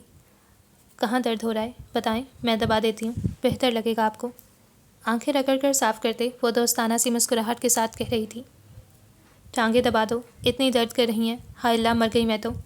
कराहते हुए कहा तो वो उठकर जल्दी से उनकी टांगों वाली साइड आकर बैठी थी। पूरी दिलजमी से नरम हथेलियों से टांगे दबाने लगी तो नाहिद भी पल के मूंद गई। अब कोई चाय भी बना देगा मुझे, या किसी होटल से जाकर पीनी पड़ेगी? बाहर से वकास की चिंगारती आवाज़ पर वो अपनी जगह उछली। हाय बहू, वकास को चाय का ना पूछा तुमने? आंखें खोलकर उसे मलामती नज़रों से देखते नाहिद का अंदाज भी तंजिया सा था। अम्मी, वो तो जूँ ही आया मैं यहाँ आपको देखने आ गई थी। वो ये ना कह सकी कि उसने आते साथ ही उस पर कुछ यूँ चढ़ाई की थी कि वो भागी यहाँ आई थी। तौबा है आजकल की लड़कियों से, शौहर को कुछ समझती ही नहीं है। और एक हम थे, शौहर घर आता तो उसकी खिदमत के लिए दाएं बाएं फिरा करते थे। वो बेड से उतर कर चप्पल में पाँव डालते जब तक कमरे से निकली थी उनकी बुड़बुड़ाहटें उसके कानों में पड़ती रही थीं। किचन में आकर जल्दी से 2 कप चाय बनाई थी। नाहिद को उनके कमरे में देकर वो वकास का कप लिए अपने कमरे में चली आई। वो बिस्तर पर नीम दराज मोबाइल फ़ोन पर टिकटॉक देखने में मसरूफ़ था। उसे देखकर भी अनदेखा कर दिया, यहाँ तक कि अनमोल को उसे बुलाना पड़ा। आपकी चाय, मध्यम सी आवाज़ में पुकारा। अभी कुछ देर पहले उसकी सुनाई बातों को याद करके दिल ने एहतजाज किया था। रख दो, पी लूँगा। बजाय इसके कि उसके मसालती अंदाज पर वो कुछ नरमी दिखाता, अब भी उसका चेहरा उखड़ा सा था। अनमोल ने एक नज़र उसे देखा और फिर मोबाइल पर नावज़ेबा लिबास में नाचती थड़कती उस टिकटॉकर स्टार को, जिसकी वीडियोस कोई शरीफ इंसान किसी दूसरे के सामने तो क्या अकेले भी देखने से पहले 100 बार सोचे। मगर आफरीन थी वकास की ढिठाई पर, वो बीवी के सामने ऐसी वीडियोस बड़े शौक से देखता था। 1-2 बार अनमोल ने शुरू में उसे टोका था, बदले में उसके जवाब में उसे खड़ों पानी में भिगो कर रख दिया। अब इन्हें देखकर भी दिल खुश ना करूं, बीवी तो पहले ही वो मिली है, यूँ लगता है जैसे अभी कोयले की कान से निकल कर आई हो। सर झटक कर उसे देखते सहरखंद लहजे में कहता वो उसकी ज़ुबान ही कंग कर गया। कितनी देर डुबडुबाई आंखों से वो उसे देखती रही थी। मैंने नहीं कहा था मुझसे शादी करें, मैं कैसी दिखती हूँ आप जानते थे। अपनी अम्मी के साथ आकर देख गए थे ना मुझे, तो अगर इतनी ही नापसंद थी तो इनकार कर देते। अब यूँ हर चंद रोज़ बाद मुझे जताया मत करें कि मैं कम सूरत हूँ या मेरा रंग ऐसा है। उस दिन उसने हिम्मत करके उसे मुंह तोड़ जवाब दे ही डाला। वकास ने स्क्रीन से नज़र हटाकर मुताजिब नज़रों से उसे देखा, जैसे उसके बोलने की उम्मीद ना हो। उसका शुमार उन मर्दों में होता था जो शुरू से ही औरत को दबा कर रखने के हामी होते हैं, औरत को जूती की नोक पर रखते हैं और चाहते हैं वो उनके साथ जैसा चाहे सलूक रवा रखें, बस आगे से वो मिट्टी का माधु उफ तक न करें। उसी में उन्हें मर्दानगी दिखाई देती है। हालांकि ऐसा मर्द तो औरत के दिलो नज़र से हमेशा हमेशा के लिए उतर जाया करता है, और दिलो नज़र से उतरा मर्द फिर औरत के लिए कोई हैसियत नहीं रखता। वो बेहिस बन जाती है उसके मामले में। उससे परवाह नहीं रहती वो क्या कह रहा है, क्या कर रहा है। मगर मर्द वो इस ज़ोम में मारे जाते हैं कि औरत उनसे डरती है, दबती है, इसलिए खामोश हो जाती है। मत मारी गई थी मेरी जो हाँ कर दी। मुझे लड़कियों की कोई कमी थी? एक से एक खूबसूरत लड़की मिल जाती। अच्छी शक्ल सूरत का हूँ, अच्छी नौकरी वाला, पढ़ा लिखा हूँ। पता नहीं क्यों अम्मी की बातों में आकर अपनी किस्मत पर काला ताला लगा बैठा। उसे तहकीर आमेज़ नज़रों से देखते हुए कहता वो इस कदर करी सूरत लग रहा था, उसे पता चल जाता तो ये तनी गर्दन दोबारा कभी ना उठ पाती। उस दिन के बाद से अनमोल ने उसे कुछ कहना ही छोड़ दिया। वो बहुत सी इखलाकी बुराइयों का शिकार था। गाली गलौज, मोबाइल पर नाजेबा मवाद देखना, रात गए तक घर से बाहर रहना, और कभी कभार होशो खुर्द से बेगाना वापस आना। बज़ाहिर दुनिया के सामने अपनी खुश इखलाकी और खुश मिजाजी का चोला वो उसके सामने जब उतार फेंकता था तो वो हैरत ज़दा सी कंग रह जाया करती। आया वो एक ही इंसान है या एक शक्ल के दो मुख्तलिफ लोग? शुरू शुरू में उसने दबे लफ्ज़ों में सास से सबकी शिकायत करनी चाहिए थी, मगर उनके जवाब ने उसे बावर करवा दिया था उसकी इस दर्जा पस्त कामत शख्सियत का असल जवाब क्या है। तुम भी अजीब बातें करती हो बहू। अरे जवान खून है, इस उम्र में हर मर्द यही कुछ करता है। हाँ, कुछ छुप छुपा कर करते हैं और कुछ सरेआम। तुम ये देखो, कम से कम वो जो करता है तुम्हें पता तो होता है, वरना बीवियों को तो सारी उम्र भिनक नहीं लगने देते ये शोहर कि घर से बाहर क्या गुल खिलाते फिरते हैं। वकास तो फिर बस ज़रा दोस्तों में शुगर मेला लगा लेता है, वरना तो मर्द बाहर मुंह मारने से भी दुरेक नहीं करते। खुद ही ठीक हो जाएगा, कुछ वक्त गुजरेगा तो। तुम फिक्र मत करो, और ना ही इस मामले में ज़्यादा बहस करना उससे। इस तरह मर्द ज़ात और बदजन होती है, जिद में और बुरे पर उतर आती है। बजाय वकास को समझाने के उन्होंने अपने ही सुनहरी अकवाल की पिटारी खोलकर अनमोल को सबक पढ़ाने शुरू कर दिए। वो उनका मुंह तकती रह गई। जब माएँ अपने बेटों को यूं शय देंगी तो फिर उनके बिगड़ने के लिए बैरूनी इसबाब की ज़रूरत क्यों कर रहेगी। नुसरत हर दूसरे दिन उसे कॉल किया करती थी। उसने अपनी शादीशुदा ज़िंदगी की पेचीदगियों से उन्हें बेखबर रखते हमेशा अपने खुशकुरम होने की यकीन दहानी करवाई थी। उन्होंने उसके लिए इतना कुछ किया था। अब अगर उन्हें उसके इन सब हालात का पता चलता तो यकीनन वो खुद को कसूरवार ठहराती। अपनी तरफ से तो उन्होंने उसका अच्छा ही चाहा था, मगर ये उसके नसीब की लिखी तकलीफ़ें थीं जो उसे झेलनी थी। उस दिन वो नुसरत की तरफ गई हुई थी। अमल के सेकंड सेमेस्टर का रिजल्ट आया था और वह उसे मुबारकबाद देने आई थी। उनके बेहद इसरार पर भी वो बहुत कम इस तरफ का रुख किया करती थी। अब भी आई तो वकास उसके साथ ही था और उसकी जी हजूरी और खुश मिजाजी अपने अरूज पर थी। वो अमल से उसके स्टडीज़ के बारे में पूछ रहा था और वह खुश इखलाकी से उसे जवाब दे रही थी। अनमोल को बेख्तियार कल रात का वाक़या याद आया था जब उसने वकास से अमल के लिए कोई गिफ्ट खरीदने की बात की थी। वकास, अगर हम अमल के लिए कोई गिफ्ट ले जाते तो? उसने जिस अंदाज से आगे से उसे देखा था उसकी बाकी की बात अधूरी रह गई। गिफ्ट की क्या ज़रूरत है? ख्वाम खा नया खर्चा, 500 रुपये थमा देना, बस इतना काफ़ी है। महीने की आखिरी तारीखें चल रही हैं और यहाँ गिफ्ट देने की सोच रही है। तनफ्फुर से सर झटका तो वो उसकी शक्ल देखती रह गई। नहीं, मैं आपसे नहीं कह रही कुछ लेने को, मेरे पास पैसे हैं, हम जाते हुए रास्ते में से कुछ अच्छा सा पैक करवा लेते हैं। उसने स्वभाव से मामला सुलझाना चाहा। तुम्हारे पास पैसे कहाँ से आए? एक अब्रू उठाकर सवाल किया गया। अम्मी ने दिए थे जब पिछली बार गई थी तब। कितने हैं? यकदम उसका लहजा बदला। 5,000। अनमोल उसके बदलते लबो लहजे को देखती रह गई। जाओ ले आओ, शाबाश। उसके कहने पर वो खुश होती उठ खड़ी हुई कि अब कल अमल को गिफ्ट देने का मसला तो हल हो गया। अलमारी से अपने पर्स में से पैसे निकाल कर वो पलट कर उस तक आई। पैसे उसके पढ़ाए हाथ में थमाए। लो, ये 1,000 दे देना। अब उसी की माँ ने दिए हैं तो क्या 500 दें? 4,000 अपने वॉलेट में डालते, बाकी का 1,000 उसकी तरफ बढ़ाया तो वो मुताज्जिब सी रह गई। लो, पकड़ लो अब, और बाकी के मुझे अभी ज़रूरत है, तुम्हें बाद में लौटा दूंगा। वकास के कहके पर वो हाल की दुनिया में वापस आई थी। अमल, मुझे तुम्हारे हाथ का पास्ता खाना है, प्लीज़ बना दो कि क्या? अनमोल ने अचानक ही कहा। हाँ आपी, मैं अभी बनाती हूँ, वैसे भी काफ़ी टाइम हुआ मैंने बनाया ही नहीं। वो खुशदिली से उठ खड़ी हुई। उसके मंजर से हटते ही अनमोल ने चैन का सांस लिया। वकास की फितरत जानने के बाद उसके सामने अमल की मौजूदगी उसे खटकने लगती थी। तुम तो हमें भूल ही गई हो अनमोल, कभी जो कहा हो 1-2 दिन ही रहने चली जाऊँ। नुसरत ने मोहब्बत भरा शिकवा किया। वही ना आंटी, मैं और अम्मी तो इसे इतना कहते रहते हैं, मगर मजाल है जो ये सुन जाए। यही कहती है मेरा अब दिल नहीं चाहता।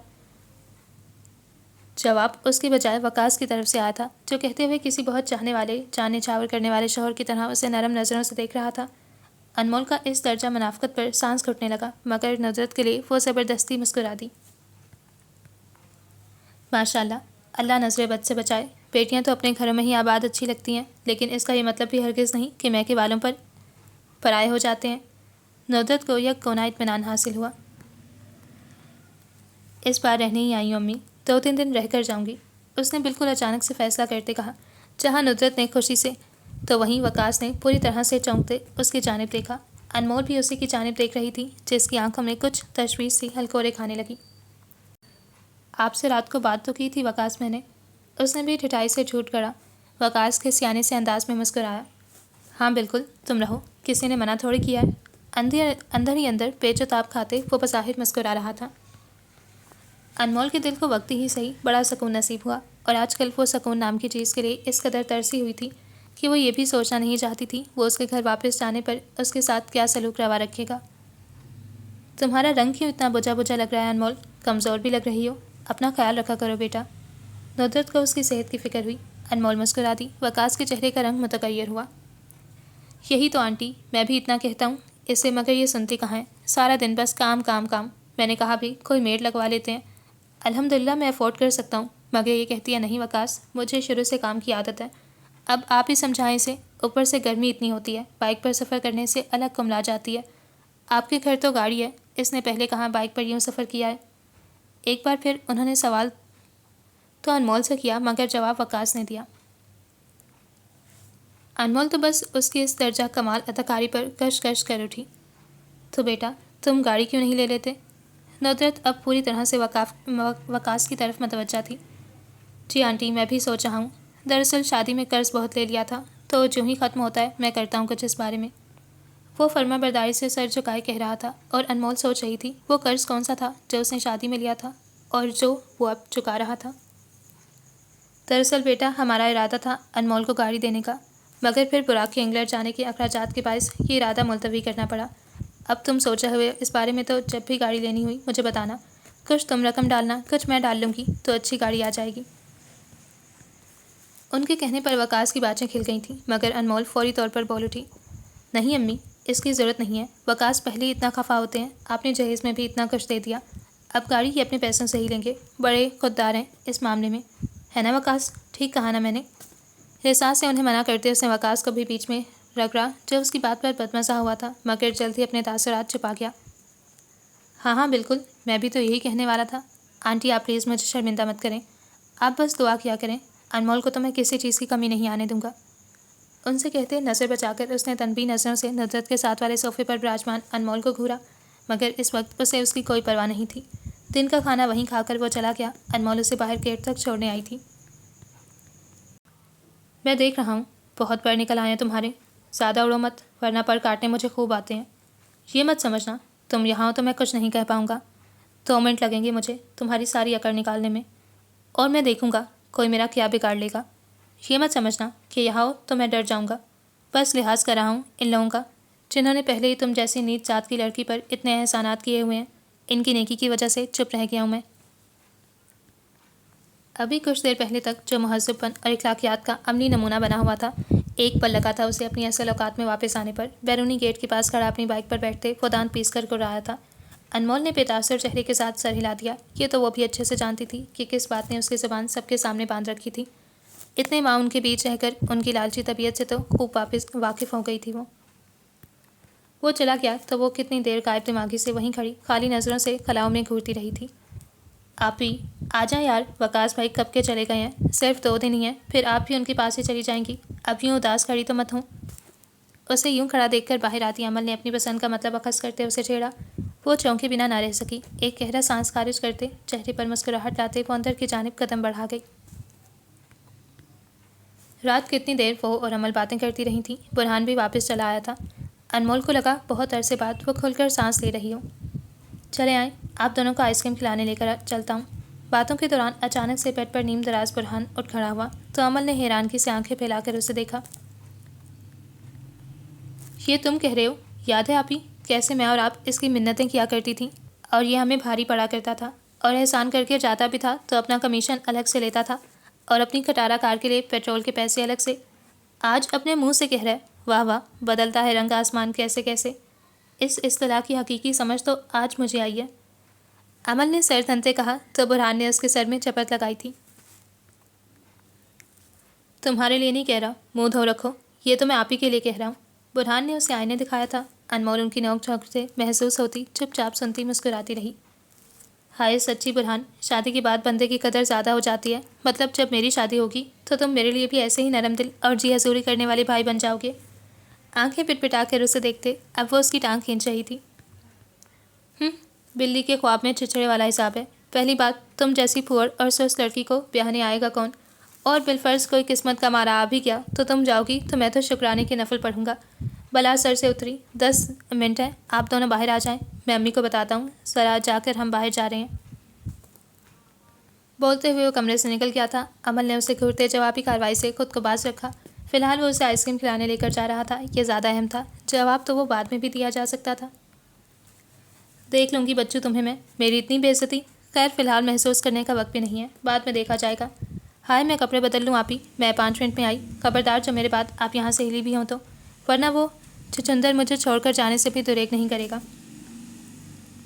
उसने उंगली उठाकर कहते वो अजरत में अलमारी की तरफ बढ़ी और जो सूट पहले हाथ में आया और चक्कर वॉशरूम में बंद हो गई। अनमोल वहीं बैठकर उसका इंतज़ार करने लगी। जब अमल का मोबाइल थरथराया था, जल्दी स्क्रीन पर बुराक भाई लिखा देखकर एक बार उसका दिल जोर से धड़का। कितने महीने हुए थे उससे बात किए हुए।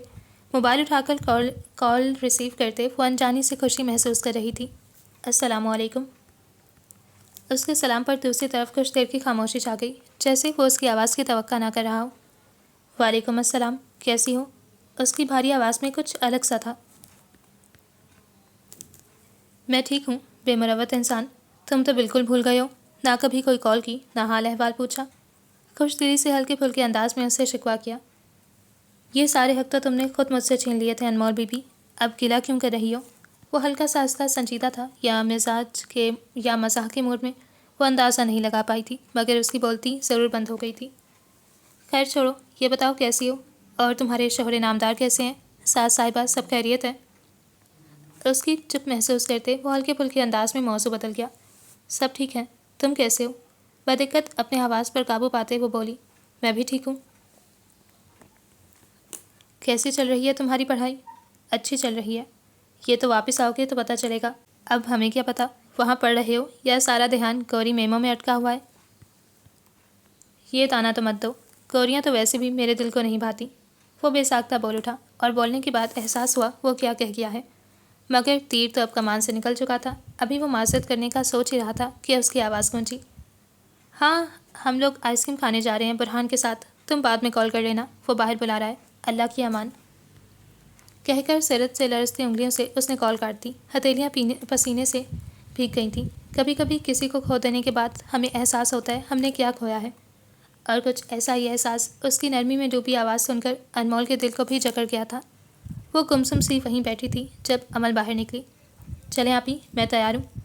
जल्दी से मिरर के आगे खड़े होकर खुद को देखती वो बोली थी। अनमोल ख्याल से हकीकत की दुनिया में वापस लौटती बेदिली से उठ खड़ी हुई। कमरे में दाखिल होते बेड पर बैठी अनमोल को देखकर एक पल के लिए वो ठटका, हाथ पे एक तैयार टाई की नोट को छू गया, फिर मुस्कुराते हुए अंदर दाखिल हुआ। अनमोल का सपाट चेहरा हनूस वैसे का वैसा था। उसके आने पर उसने कोई रिएक्शन नहीं दिया, हत्ता के सलाम तक नहीं। तुम कब वापस आई? मैं आज खुद लेने आने का सोच रहा था। खुश दिली से कहते आगे बढ़ता वो इस वक्त किस कदर मोहब्बत करने वाला, ख्याल रखने वाला शौहर लग रहा था। अनमोल की नज़रें अभी भी उसी पर जमी थी। कोई और वक्त होता तो उसके इतने अच्छे मूड पर वो जी उठती। आपने अम्मी से 1 लाख क्यों लिए वकास? बेतासुर मगर ज़रा सख्त आवाज़ में वो बोली तो वकास के होंठों की मुस्कुराहट सिमटी, सारी खुश मिजाजी लम्हे में उड़न हुई। तो तुम्हारी नाम नेहाद अम्मी ने बता ही दिया तुम्हें। बिना शर्मिंदगी के, किसी एहसास के, वो मुंह के जाविये बिगाड़ता तंजिया गोया हुआ अनमोल को शदीद तासुफ से आन घेरा। अम्मी मुझ पर खफा हो रही थीं कि मेरे घर के हालात अगर ख़राब हैं तो मैंने उन्हें क्यों नहीं बताया, लेकिन मुझे तो खुद उनके मुंह से सुनकर इल्म हुआ है कि मेरे घर के माली हालात इस कदर ख़राब हैं। बेड से उठती वो भी बिना लगे लिपटे रखे 2 टोक अंदाज में बोली। वकास की तेवरी मज़ीद चढ़ी। तुम्हें यहाँ आराम करने और अपने ख्यालों की दुनिया में से बाहर निकलने की तौफीक हो तो पता चले ना मेरी क्या परेशानी है। कर्ज चढ़ा हुआ था मुझ पर, वही चुकाने के लिए लिए थे उनसे पैसे। कर दूंगा वापस, खा नहीं जाऊंगा। और तुम्हें ज़रा एहसास है शोहर की तंगी और परेशानी का? कैसे मुझसे जरा करने लगी हो छोटी सी बात पर? छोटी सी बात? ये छोटी सी बात है वकास। आप मेरे घर वालों से मेरे इल्म में लाए बिना एक खती रकम लेते हैं और चाहते हैं मैं आपसे सवाल तक ना करूं। और कौन सी तंगी और परेशानी? हम घर के 3 लोग हैं बस। घर अपना है, कोई किराया देने का झंझट नहीं। और आपकी पे माशाल्लाह इतनी है कि अच्छे से हमारा गुजारा हो जाए। मैंने इन चंद माह में कभी आपसे कोई बेजा फरमाइश नहीं की। घर का लगा बंदा खर्चा है तो ये कर्ज कहाँ से आ गया? उसके सामने खड़ी वो सवाल कर रही थी। वकास ज़रा भर गड़बड़ाया। शादी में कर्ज लिया था मैंने, वही चुकाना था। और कोई एहसान नहीं किया तुम्हारी नाम की माँ ने मुझ पर 1 लाख देकर। तुम जैसी कमज़ात को कौन ब्याहता? कितनी लड़कियां होती हैं जो इतने अच्छे और शरीफ घराने की होने के बावजूद शक्ल शुबात में ज़रा भी कमतर हों तो सारी ज़िंदगी बाप की दहलीज पर बैठी रहती हैं। माँ बाप राह तकते हैं कोई अच्छा रिश्ता मिले तो बेटी को दुनिया जहाँ की आसाइशें मुहैया करके रुखसत करें, मगर कोई देखता तक नहीं। और एक तुम हो। मेरी माँ ने खुदा तरसी के तहत तुम्हें चुना कि नेकी का काम है, और तुम अब हमें ही आंखें दिखा रही हो। औकात से बढ़कर मिल गया है तुम्हें तो खुद की औकात मत भूलो। अब ज़रा ज़्यादा सर मत खाओ। ऑफिस से आते ही कचहरी खोल ली तुमने, ना चाय का पूछा ना पानी का। शक्ल सूरत तो रहने दो, यहाँ तो अंदाज़ इतवार भी ऐसे नहीं कि शोहर के दिल में घर कर सके। टाई उतार कर उसके मुंह पर मारते वो अपने आँख के हरपे पर उतर आया था। अनमोल ने आंखें मीच कर चेहरा मोड़ा। टाई उसके गाल से टकराती नीचे गिरी थी। कमज़र्फ इंसान की यही खसलत होती है, जब वो खुद को पसपा होते देखता है तो उसका इखलाकी मियार भी गिरता चला जाता है। फिर वो ताक ताक कर नोक ज़बान से मुकाबिल को वही निशाना बनाता है जहाँ तकलीफ़ ज़्यादा हो। वो तनफन करता मंजर से हट तो गया, मगर वो सन सी कैफियत में गिरी कितनी देर वहीं खड़ी रही। अपनी कम शक्ली का ताना अब उसके लिए गैर मानूस नहीं रहा था, मगर अब उसे तकलीफ़ का एहसास नहीं होता था। वो रोती नहीं थी, शायद उसके एहसासात पर बेहिसी की ओस पड़ गई थी। कुछ देर बाद वो वॉशरूम से निकलकर माँ के कमरे में चला गया था और अब बुलंद आवाज़ में सारी बातें उन्हें सुना रहा था। अनमोल का दिल कुछ और भी उसकी जानिब से बदजन हुआ था। वो जानती थी नाहिद ने हर्फ ब हर्फ सुना होगा, मगर फिर भी अब दोबारा पूरे जोश और खरोश से ना सिर्फ सुनेंगी बल्कि मुफीद मशवरों से भी नवाजा जाएगा। मर्द को खुद से जुड़े रिश्तों के हवाले से बातों को सीखा राज रखना आना चाहिए। बीवी की बातें माँ से और माँ की बीवी से करने वाले मर्द घरों में गैर तवाज़ुन और बदमज़गी का बायस बनते हैं, और बदकिस्मती से वकास के अंदर ये खूबी सिरे से निर्धारित थी। हाथ हौला रखो बेटा जी, यूँ रोज़ रोज़ की चीखो पुकार भी अच्छी नहीं है। मत भूलो वो सोने का अंडा देने वाली मुर्गी है हमारे लिए। ठंडा करके खाओ कि ना मुँह चले ना हाथ। हर वक्त उसके साथ लड़ते झगड़ते मत रहा करो। ये ना हो किसी दिन वो अपने मैके वालों को बता दे तो जितनी उनकी हैसियत है हमें तो लेने के देने पड़ जाएंगे। सफ़ेद दुपट्टा सर पर लिए दोनों कानों के पीछे अरसाए नाहिद बेटे को समझा रही थी, जिसके चेहरे पर बेसारी साफ रकम थी। माँ आप जानती थी मेरी बस एक ही ख्वाहिश थी, जिससे मेरी शादी हो वो गोरी चिट्टी खूबसूरत हो जो साथ चले तो लोग ठहर ठहर कर देखें। और आपने वो लड़की ढूंढी जो साथ चलती है तो लोग रुक कर देखते ज़रूर हैं, मगर अजीब नज़रों से। वो खुद पसंदी की खोल में कैद हिकारत से कह रहा था। नाहिद ने तासुब से अपना माथा पीट लिया। कुछ पाने के लिए कुछ खोना तो पड़ता है। अब जैसी लड़की तुम कह रहे थे वैसी ब्याह कर लाते तो उसके ऐसे ही 100 नखरे ख़त्म ना होते। और ये जो तुम्हारा घर सामान से भरा पड़ा है, इतना कुछ लाती वो? अरे खूबसूरत लड़कियों की तो अपनी डिमांडें ही ख़त्म नहीं होती। उन्होंने उसे घुरका तो वो भी समझने के अंदाज में सिर हिला गया। बात तो सही थी। अब उठो और जाकर देखो उसे। नाहिद ने रुख मोड़कर टीवी का रिमोट उठाया था। वैसे भी उनके सास बहू स्पेशल ड्रामे का वक्त हुआ चाहता था। वकास वहाँ से उठकर अपने कमरे में वापस आया और वही बैठी थी जहाँ कुछ देर पहले उसके ऑफिस से आने पर बैठी हुई थी। उसके आने पर भी हनूस बैठी रही। वो कुछ नादिम सा दिखाई देता उसके सामने घुटना मोड़कर बैठ गया। अनमोल ने नज़रों का रुख मोड़ लिया था। चेहरा बिल्कुल सपाट था, बेतासुर, हर एहसास से मुबरा, और शायद उसका दिल भी। वकास ने आहिस्तगी से उसकी गोद में धरा हाथ अपने हाथ में लिया। उसकी साफ रंगत वाले हाथ में उसका हाथ कुछ और भी सांवला लगने लगा। वकास का दिल भरने लगा, मगर अल्फाज में चाशनी लिए वो मध्यम आवाज़ में बोल रहा था। I am sorry. मुझे पता है मैं कभी कभार बहुत ज़्यादती कर जाता हूँ तुम्हारे साथ, बहुत गलत बोल जाता हूँ, मगर मैं क्या करूँ, मैं ऐसा ही हूँ अनमोल। गुस्से में मुझे खुद समझ नहीं लगती कि मैं क्या बक रहा हूँ। तुम भी प्लीज़ ज़्यादा ध्यान मत दिया करो, ना दिल से लगाया करो। मैं तो ऐसे ही जो मुंह में आता है बोल देता हूँ। वक्त ही गुस्सा होता है, वरना मेरे दिल में ऐसा कुछ नहीं है। तुम बहुत अच्छी हो और मुझे बहुत अच्छी भी लगती हो अनमोल। बस गुस्से में मेरी मत मारी जाती है। तुम भी तो ऐसी बातें कर देती हो जो मेरे गुस्से को और बढ़ावा देने लगती हैं। शोहर का बड़ा रुतबा होता है, अच्छी बीवियाँ यूँ ज़ुबान दराज़ी नहीं करती। तुम भी थोड़ा ख्याल कर लिया करो। माज़रत ख्वाह अंदाज और इजाज़त भरा लहजा, मगर वो फिर बेइल्ज़ाम उसके सर धरने से बाज नहीं आया था।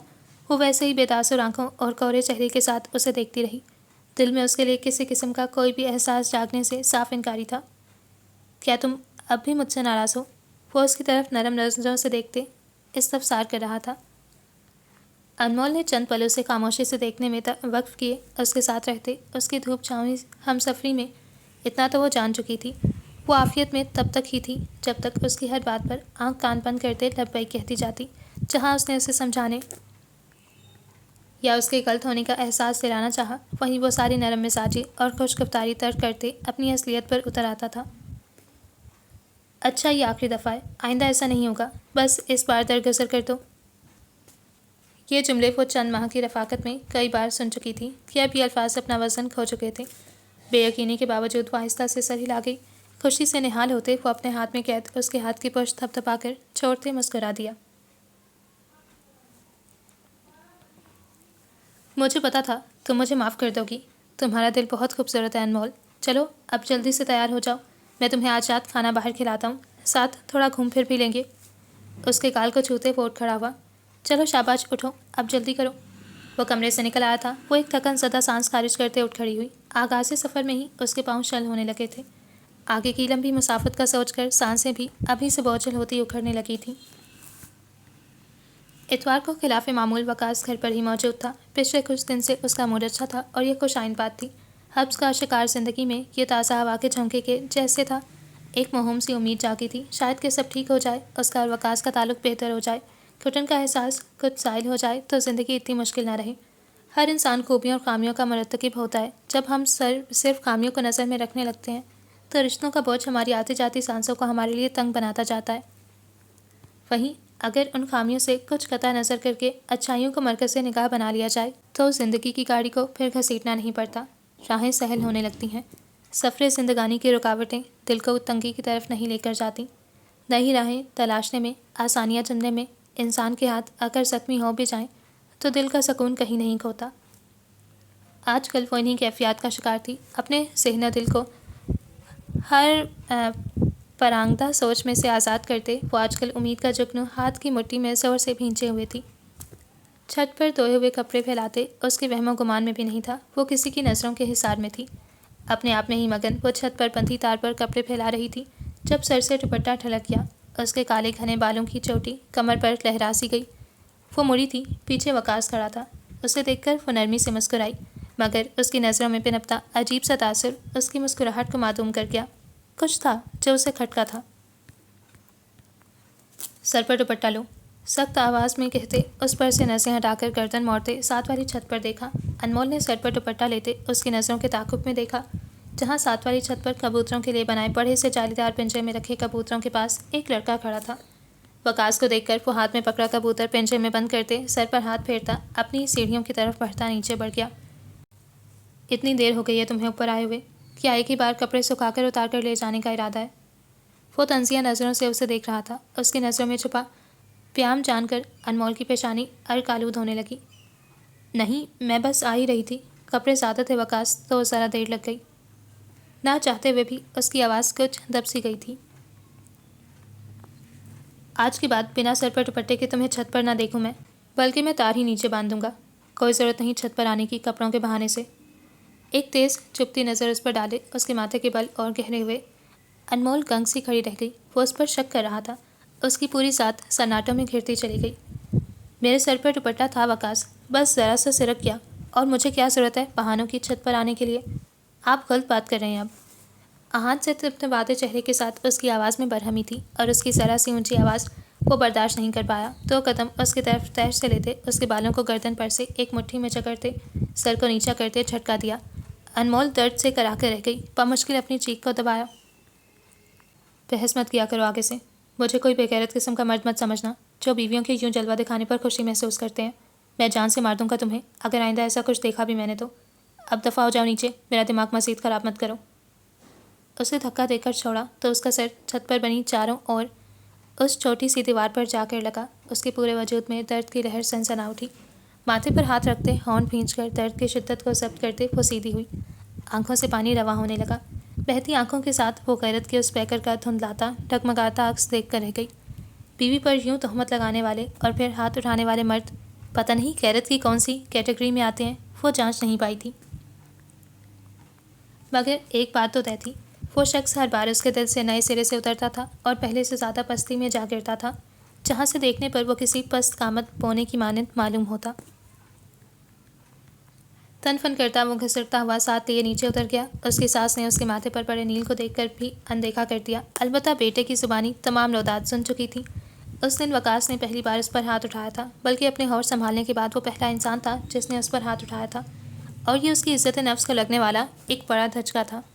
जुबानी तंज भी दिल और रूह को घायल करते हैं, मगर जिस्मानी ज़र्ब हमारी खुददारी को और ही तरह से ज़ख्मी करती है, और यह अनमोल के लिए पहला पहला ज़ख्म था। वो बोली नहीं थी क्योंकि उसे समझ में ही नहीं आया। वो बोले तो क्या बोले, उसे लगा था ये बात वहीं ख़त्म हो गई है, मगर इस घर के लोगों के बारे में दुरुस्त राय कायम करने में वो अक्सर नाकाम रहती थी। अगले दिन बुरहान अचानक से बिना इत्तला किए चला आया था। वो खुशगवार सी हैरत का शिकार हुई थी। अपने माथे का नील उसने हिजाब की सूरत लिए दुपट्टे में छुपा लिया था, जिसे देखकर वो खुद आईने से निगाह चुरा लेती थी, जो हर बार उसे नए सिरे से आहत का एहसास दिलाता था। नाहिद भी घर पर मौजूद थी। वो वहीं बाहर उनके पास तख्त पर बैठ गया।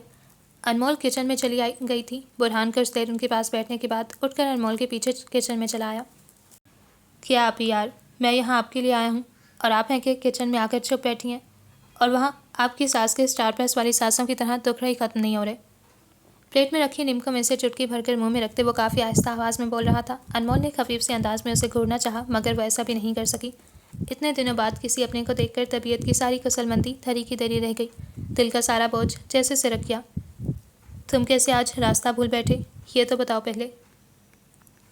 चाय छानकर कप में उंडेलते एक नज़र उसे देखा।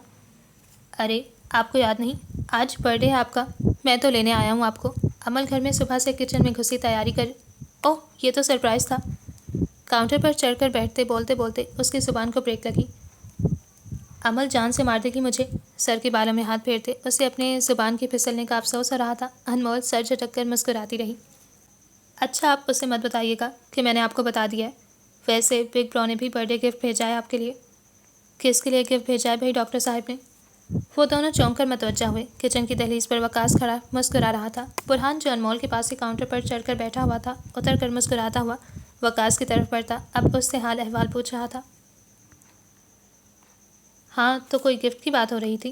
वो हल्की फुल्की अंदाज में पूछ रहा था, मगर उसके पीछे छुपी काट ने अनमोल का दिल बेचैन किया। आप ही का बर्थडे है ना आज, उसी के बारे में बात हो रही थी। बुरहान उसे बताते बताते रुका। आपको तो पता ही होगा। वो बेजर सा मुस्कुराया। वकास ने अपने काम में मगन अनमोल को देखा। नहीं भाई, हम इतने अहम कहाँ जो ये हमें बताती। मुझे तो अब तुम्हारे मुँह से सुनकर पता चला है। उसके खुशगवार अंदाज में छुपा तंज वो तो पा गई थी, मगर बुरहान नहीं समझ पाया। वो उसे मजाक ही समझा था, तभी हल्का सा हंस दिया। आपने तो अहम होने में अब सबको पीछे छोड़ दिया वकास भाई। चाय तैयार है, बाहर चलकर बैठे, मैं ला रही हूँ। अनमोल ने इस मौसे से जान छुड़वाना चाही। चाय उसने सबके साथ बाहर बैठकर पी। वकास भाई, मैं आप ही को लेने आया हूँ। अच्छा। चाय का सिप लेते वो खुश दिली से मुस्कुराया। अनमोल पहलू बदल कर रह गई। उसका कुछ पता नहीं चलता था कब क्या कह दे, और बुरहान के सामने कोई भरम वो टूटने देना नहीं चाहती थी। क्यों नहीं बेटा, हमारी तरफ से तो कोई एतराज़ नहीं। नाहिद ने भी खुश मिजाजी से कहते अपना हिस्सा डाला। अब देखो ना, मुझे कितना भी जोड़ों का दर्द हो, मजाल है जो मैंने कभी अनमोल को कहीं आने जाने से रोका हो। मैं तो कहती हूँ बस बच्चे खुश रहें, हमारा क्या है, आज हैं कल नहीं होंगे। बुरहान ने उनकी बात पर अनमोल को देखा। वो उसे अपनी तरफ देखता पाकर बेदिली से मुस्कुरा दी। जी बिल्कुल, आप ही को आपको एहसास है, तभी तो हमारे इतने इसरार पर भी रहने नहीं आती। हमेशा यही कहती हैं अम्मी की तबीयत ठीक नहीं रहती, और वैसे भी उन्हें आदत है खुद से जुड़े रिश्तों की परवाह करने की, फिर भले अपनी ज़ात कहीं बहुत पीछे क्यों न रह जाए। लावाली सा बुरहान उस वक्त उसके हक़ में बोलता अनमोल को किस कदर पुरतबार और संजीदा लगा। ना जाने क्यों उसकी आंखें हल्की सी नमी से तर हो गईं। बहुत अरसे बाद किसी को यूं अपने हक़ में बोलते सुनकर दिल भीग भीग सा गया था। नाहिद उसके चेहरे के तासुरात देखकर खिसियाने से अंदाज में खुजल सी मुस्कुरा दी। साफ लग रहा था उसे उनका ये कहना पसंद नहीं आया। अरे बेटा, लगता है तुम तो बुरा ही मान गए, मैंने तो ऐसे ही बात कही थी। नहीं अम्मी, मैं नहीं जा रही। बुरहान को मैं खुद ही मना करने वाली थी। अनमोल के कहने पर बुरहान ने खफा नज़रों से उसे देखा। वो साथ बार बार अपना दुपट्टा माथे पर से ठीक करती जाती थी। हाँ अनमोल, तुमने बताया नहीं बुरहान को हमारा आज रात डिनर बाहर करने का इरादा है? वकास ने अचानक से कहा तो बुरहान के भींचे चपड़ों के तनाव में कुछ कमी आई। अच्छा, आपका कोई प्रोग्राम डन है तो फिर कोई बात नहीं। अब की बार उसने बात ख़त्म कर दी। फिर थोड़ी ही देर बाद फोड़ कर उठ खड़ा हुआ। अनमोल उसे छोड़ने गेट तक आई। वकास भी साथ था और तख्त पर बैठी नाहिद की नज़रें भी उन्हीं पर जमी थीं। वो अनमोल के सर पर हाथ फेरता चला तो गया, मगर उसके चेहरे पर साफ नजर आ रहा था वो किस कदर बेइत्मीनानी का शिकार होकर गया था। अजीब ड्रामे हैं। अरे कोई निक्की काकी थोड़ी है जिसकी सालगिरह मनाई जाएगी। हमने तो कभी नहीं किए ये चौंचले। वो बर्तन उठा रही थी और उसकी सास बबांग दहल अपनी राय का इजहार कर रही थी। वकास की नखियों से उसका सपाट चेहरा देखते शर्ट के बाजू फोल्ड करता किचन में बने वॉश बेसिन की तरफ बढ़ गया। अमीरों के ड्रामे अम्मा, और कुछ नहीं। नकुवत से सर झटकते वो साबुन हाथों में मल रहा था। अनमोल बर्तन उठाकर किचन में चली गई। उसने कल से वकास से बातचीत बंद कर रखी थी, मगर दूसरी तरफ परवाह भी किसे थी। तुम्हारी बीवी के भी बड़े नखरे हैं। कल से मजाल है जो मुझे भी बुलाया हो। मुँह लटका कर घूम रही है। नाहिद ने नया एतराज़ उठाया। मुझे मुंह ठीक करना आता है अम्मा, ये नखरे यहाँ नहीं चलेंगे। ऐसी औरतें तो ऐसे ही काबू किया जाता है। पता नहीं क्या जादू किए हुए हैं। एक भाई वहाँ इंग्लैंड से बर्थडे गिफ्ट भेजा है और दूसरा यहाँ आकर उसके हक में आवाज़ बुलंद कर रहा है। तौलिए से मुंह और हाथ खुश करते वो माँ की तरफ आया और उसकी गौहर फिशानी सुनकर गुस्से से सुर्ख पड़ती रंगत लिए वो सिंक में बर्तन पटकने के अंदाज में रखती तेज़ी से बाहर निकली। अपनी ज़ुबान को लगाम दें वकास। कल भी बिना बात के मैंने आपकी इतनी सुन ली थी, तो इसका ये मतलब नहीं है कि आप सबके सामने यूँ मुझे जलील करेंगे। कैसी औरत? एक ही बार बता दें मुझे, मैं कैसी औरत हूँ? अगर इतनी ही बदशक्ल, आवारा, बेहया हूँ तो रखा क्यों हुआ है मुझे अपने घर में आपने? आवाज़ में नागवारे दिए वो उसके सामने आ खड़ी हुई तो वकास के साथ साथ नाहिद भी ठटक कर उसे देखने लगी। भला वो बोलती ही कब थी? बहुत ज़ुबान चलने लगी है तुम्हारी। इस तरह आइंदा बात की मुझसे तो ज़ुबान काट कर हाथ पर रख दूँगा। वकास उसे मारने के लिए धारता हुआ आगे बढ़ा था जब नाहिद ने बीच में आकर उसे रोका। अनमोल बिना डरे यूं ही तनकर खड़ी थी। हर खौफ से आ रही आंखें वकास पर गड़ी थीं। देखें अब कैसे देख रही है ये मुझे। वो एक बार फिर से उसकी तरफ लपका। हाय हाय, पागल पागल हो गए हो तुम लोग। परे हटो वकास, और तुम भी बहू, जाओ यहाँ से। उसे बाजू से पकड़कर पीछे खींचते उन्होंने दोनों को देखा। हालात की संगीनी ने एक पल के लिए उन्हें भी बौखला कर रख दिया। अनमोल एक तेज़ निगाह उस पर डालकर अंदर किचन में गुम हो गई थी। वकास बक बक करता घर से ही बाहर निकल गया। उसने भी कोई खातिर ख्वाह असर नहीं लिया था। एक बेहिसी थी जो उसके वजूद के गिर्द लिपटती चली गई। उसी रात उसे बुरहान की कॉल आई थी। आप खुश तो हैं ना वहाँ? कोई मसला? पता नहीं क्यों मैं जब से वहाँ से आया हूँ मुझे अच्छा फील नहीं हो रहा। वो बहुत उलझा हुआ लगता था और डिस्टर्ब भी। क्या हो गया बुरहान? सब ठीक है? अब अपने इन नादिर ख्यालात का इजहार अम्मी के सामने करके उन्हें मत खामखा के टेंशन देते फिरना। और ये वो वाहिद कच्चा था जो उसे कुछ कहने नहीं देता। नुसरत ने उसके लिए बहुत कुछ किया। वो उन्हें इस गिल्ट से बचाना चाहती थी कि बावजूद इसके वो उसका भला चाहती थी, मगर वो उसके लिए एक गलत फैसले का इर्तिकाब कर बैठी हैं। वो इस रिश्ते में बनकर खुश नहीं थी। सुकून भी उसके हिस्से में नहीं आया था, मगर दूसरों को बेसुकूनी से बचाना चाहती थी। आप हमसे कुछ छुपा तो नहीं रही? वो मशकूक हो रहा था। मैं क्या छुपाऊंगी बुरहान, और क्यों छुपाऊंगी? और तुम सबसे छुपाऊंगी क्या? आंखों में उमड़ती नमी को गले में खुलने से बचाती वो हिशाश बिशाश आवाज़ में कहती उसे मुतमईन करने की सही में थी। कुछ देर के लिए वो बिल्कुल खामोश हो गया। आपी, जी करे आपी। उसे आज बुरहान पर जी भर के प्यार आया। वो छोटा तो बड़ा हो गया था। मैं आपका भाई हूँ ना? ये कैसा सवाल है? तुम मेरे भाई हो और हमेशा रहोगे बच्चे। तो वादा करें आपको कभी भी कोई भी परेशानी आई तो अपने भाई को ज़रूर बताएंगी। वो बेचैन सा लगता था। अनमोल ने गाल पर फिसल आते वाहिद आंसू को हाथ की पुर्श से रगड़ कर साफ किया। तुम्हें नहीं बताऊंगी तो किसे बताऊंगी? उसने खफीफ सा हंसकर कहते उसके मान का मान रखा। फिर वो कुछ देर उससे बात करता रहा। अभी उसने कॉल काटी ही थी कि डोरबेल बजी। आने वाला वकास ही था। वो जानती थी कुछ देर ही गुजरी थी जब उसके मोबाइल पर बीप हुई। वकास की कॉल थी। वो लेट आता तो यूं ही कॉल करके दरवाज़ा खुलवाया करता। अनमोल ने मोबाइल रखकर जाकर दरवाज़ा खोला। वो अंदर दाखिल हुआ तो पीछे दरवाज़ा बंद करती वो आगे बढ़ने लगी जब उसकी आवाज़ ने उसके कदम रोक दिए थे। खाना गर्म करो, बहुत भूख लगी है, कहते हुए वह सेन में बने वॉश बेसन की तरफ बढ़ा था। अनमोल उसे देखती रह गई। कोई एहसास निदामत, अपने किए का अफसोस, अपने अल्फाज पर मिलाल। वॉश बेसन पर झुके मुँह धोते शख्स के अंदाज इतवार में मफकूद था। वो तो यूँ बात कर रहा था जैसे कुछ हुआ ही ना हो। हर बार ऐसा ही होता था। वो उसका दिल दुखाता अपने अल्फाज से, अपने रवैये से, और फिर बिना किसी माफ़ी तलाफ़ी के फिर से पहले जैसा हो जाता। मगर इस बार की बात इतनी छोटी तो नहीं थी जिसे यूं ही जाने दिया जाता। अनमोल को वहीं बुत बना खड़ा देखकर वो नल बंद करता उसकी तरफ बढ़ा। क्या हुआ? कुछ कह रहा हूँ मैं, सुनाई नहीं दिया क्या? वो सरापा सवाल बना खड़ा था। अनमोल ने उसे नज़रअंदाज किया, आगे बढ़ना चाहा। रुख कमरे की जानिब था। ये एक खामोश पैगाम था अपनी नाराज़गी जाहिर करने का। इस बार वो इस बात को ऐसे ही नहीं जाने देना चाहती थी। चंद कदम लेकर वो आगे बढ़ी थी कि वो पीछे आंधी तूफान बनकर लपकता उसकी कोहनी से उसे दृष्टि से थामकर रोक गया। कहाँ जा रही हो? किचन इस तरफ है। उसकी सरसराती आवाज़ में वाज़ेह झड़क थी और चेहरे पर फैला सख्त आंसू संगीन नताइज की खबरदारी कर रहे थे। अनमोल एक पल के लिए कमज़ोर पड़ी, मगर नहीं। अगर इज़्ज़त से सर उठाकर जीना था तो ये ज़रूरी था।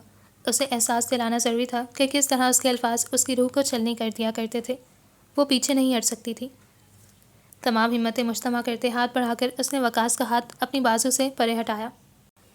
मैं इतनी ही बुरी हूँ तो मेरे हाथ का पका खाना कैसे हल्क से उतार लेते हैं आप? असूलन तो फिर आपको मेरी शक्ल तक देखने का रवादार नहीं होना चाहिए। आप इतनी जल्दी सब भुलाकर फिर से पहले जैसे कैसे बन जाते हैं वकास? वो जिस अंदाज में पूछ रही थी, वकास जैसे मर्द की नाम नेहात मर्दाना अना पर अनजाने में वार कर बैठी थी। उसका लबो लहजा ये बगावत से पुरअंदाज उसके लिए तज़लील का बायस बन रहे थे। तो अब तुम मुकाबले पर उतर आई हो? वो सहर खन सा मुस्कुराया। अनमोल ने सरनफी में हिलाया। अल्लाह ना करे मुझ पर कभी ऐसा वक्त आए कि मैं इतनी गिर जाऊं कि आपके मुकाबले पर उतर आऊँ। उसका अंदाज़ भले आमसा था, मगर उसमें छुपा मफहूम बड़ा वाज़ेह और साफ था। वकास का चेहरा गुस्से से पल पल रंग बदल रहा था। हाथ की मुठ्ठियाँ बार बार भींच कर खोलता उसे लगता था वो किसी भी वक्त अपना जब्त खो बैठेगा, और ऐसा ही हुआ। अगले ही पल वो दोनों हाथों से उसकी गर्दन दबोच चुका था। ज़ुबान बहुत चलने लगी है ना तुम्हारी? मैंने मना भी किया था संभालो इसे, मगर तुमने असर नहीं लिया। ठीठ औरत, अब मैं तुम्हें बताऊंगा तुम जैसी बेवकूफ़ औरतों को कैसे सीधा किया जाता है। उसकी गर्दन पर मतवातर अपने हाथों का दबाव बढ़ाते वो तभी तभी आवाज़ में चीखा। अनमोल ने घुटते सांस और वहशत से फैलती आंखों के साथ उसके हाथों पर अपने हाथों की कमज़ोर गिरफ्त करते खुद को उसके जालिम शिकंजे से आज़ाद करवाना चाहा, मगर ऐसा मुमकिन नहीं था। आंखों से उबलते आंसुओं के साथ वो चाहकर भी आवाज़ नहीं निकाल पा रही थी, यहाँ तक कि वो खांस भी नहीं पा रही थी। बरामदे में चलते बल्ब की रोशनी में वकास ने उसके नीले पड़ते होंठों को देखकर हाथों का दबाव कम करते उसका गला छोड़ा तो वो दोनों हाथ अपनी गर्दन के गिर्द लपेटते खांसते हुए दोहरी होती चली गई। आंसुओं की एक लड़ी थी जो उसके आंसुओं से बहती गालों पर फिसलती जाती थी। गहरे गहरे सांस लेती वो अपने बच जाने का यकीन खुद को दिला रही थी। अब बोलो, आइंदा ज़ुबान चलाओगी मेरे सामने? दोनों हाथ पहलू पर रखे वो गुर्राया। अनमोल ने खौफो हिरास से भरी आंखों के साथ सरनफी में हिलाया। उसकी सारी खुद एतमादी, सारी बहादुरी चंद लम्हों की इस हैसियत में कहीं खो गई। गुड, अब किचन में जाओ और खाना लेकर आओ, बड़ी भूख लगी हुई है। फातिहाना नज़रों से उसे देखते कहता वो आगे बढ़ गया। उसके जाने के बाद उसके गले में दबी दबी सी सिसकारी निकली। अपने जिंदा बच जाने का यकीन पाते वो पाँव घसीटती किचन की जानिब चलती। ओके, अच्छा मुझे पहले ही अंदाज़ा था कि उसका हस्बैंड कुछ इस तरह का ही निकलेगा। अब ये तो कंफर्म हो गया कि फर्स्ट सीन वाली अनमोल ही थी। अच्छा, मुझे इसकी ये बात पसंद आ रही है कि ये उसको कन्फ्रंट करती है। एक दफ़ा चाहे करती है लेकिन करती ज़रूर है। मुझे ऐसी हीरोइंस बहुत बुरी लगती हैं जो चुप करके जुल्म सहती रहती हैं और ये है वो है। और इस पर भी अब मुझे ये गुस्सा आ रहा है कि अपने घर वालों को क्यों नहीं बता रही। खैर, अब देखते हैं क्या होता है, किस तरह वो, क्या नाम है हीरो का, हीरो का नाम भूल गया, हीरो आएगा और किस तरह इसको सबको पता चलेगा। अब देखते हैं क्या होता है। इसकी आई थिंक एक एपिसोड ही और होगी। आप लोग अपने रिव्यू ज़रूर शेयर कीजिएगा। Do subscribe, like and drop a cute comment below. Thank you so much for watching. रब राखा।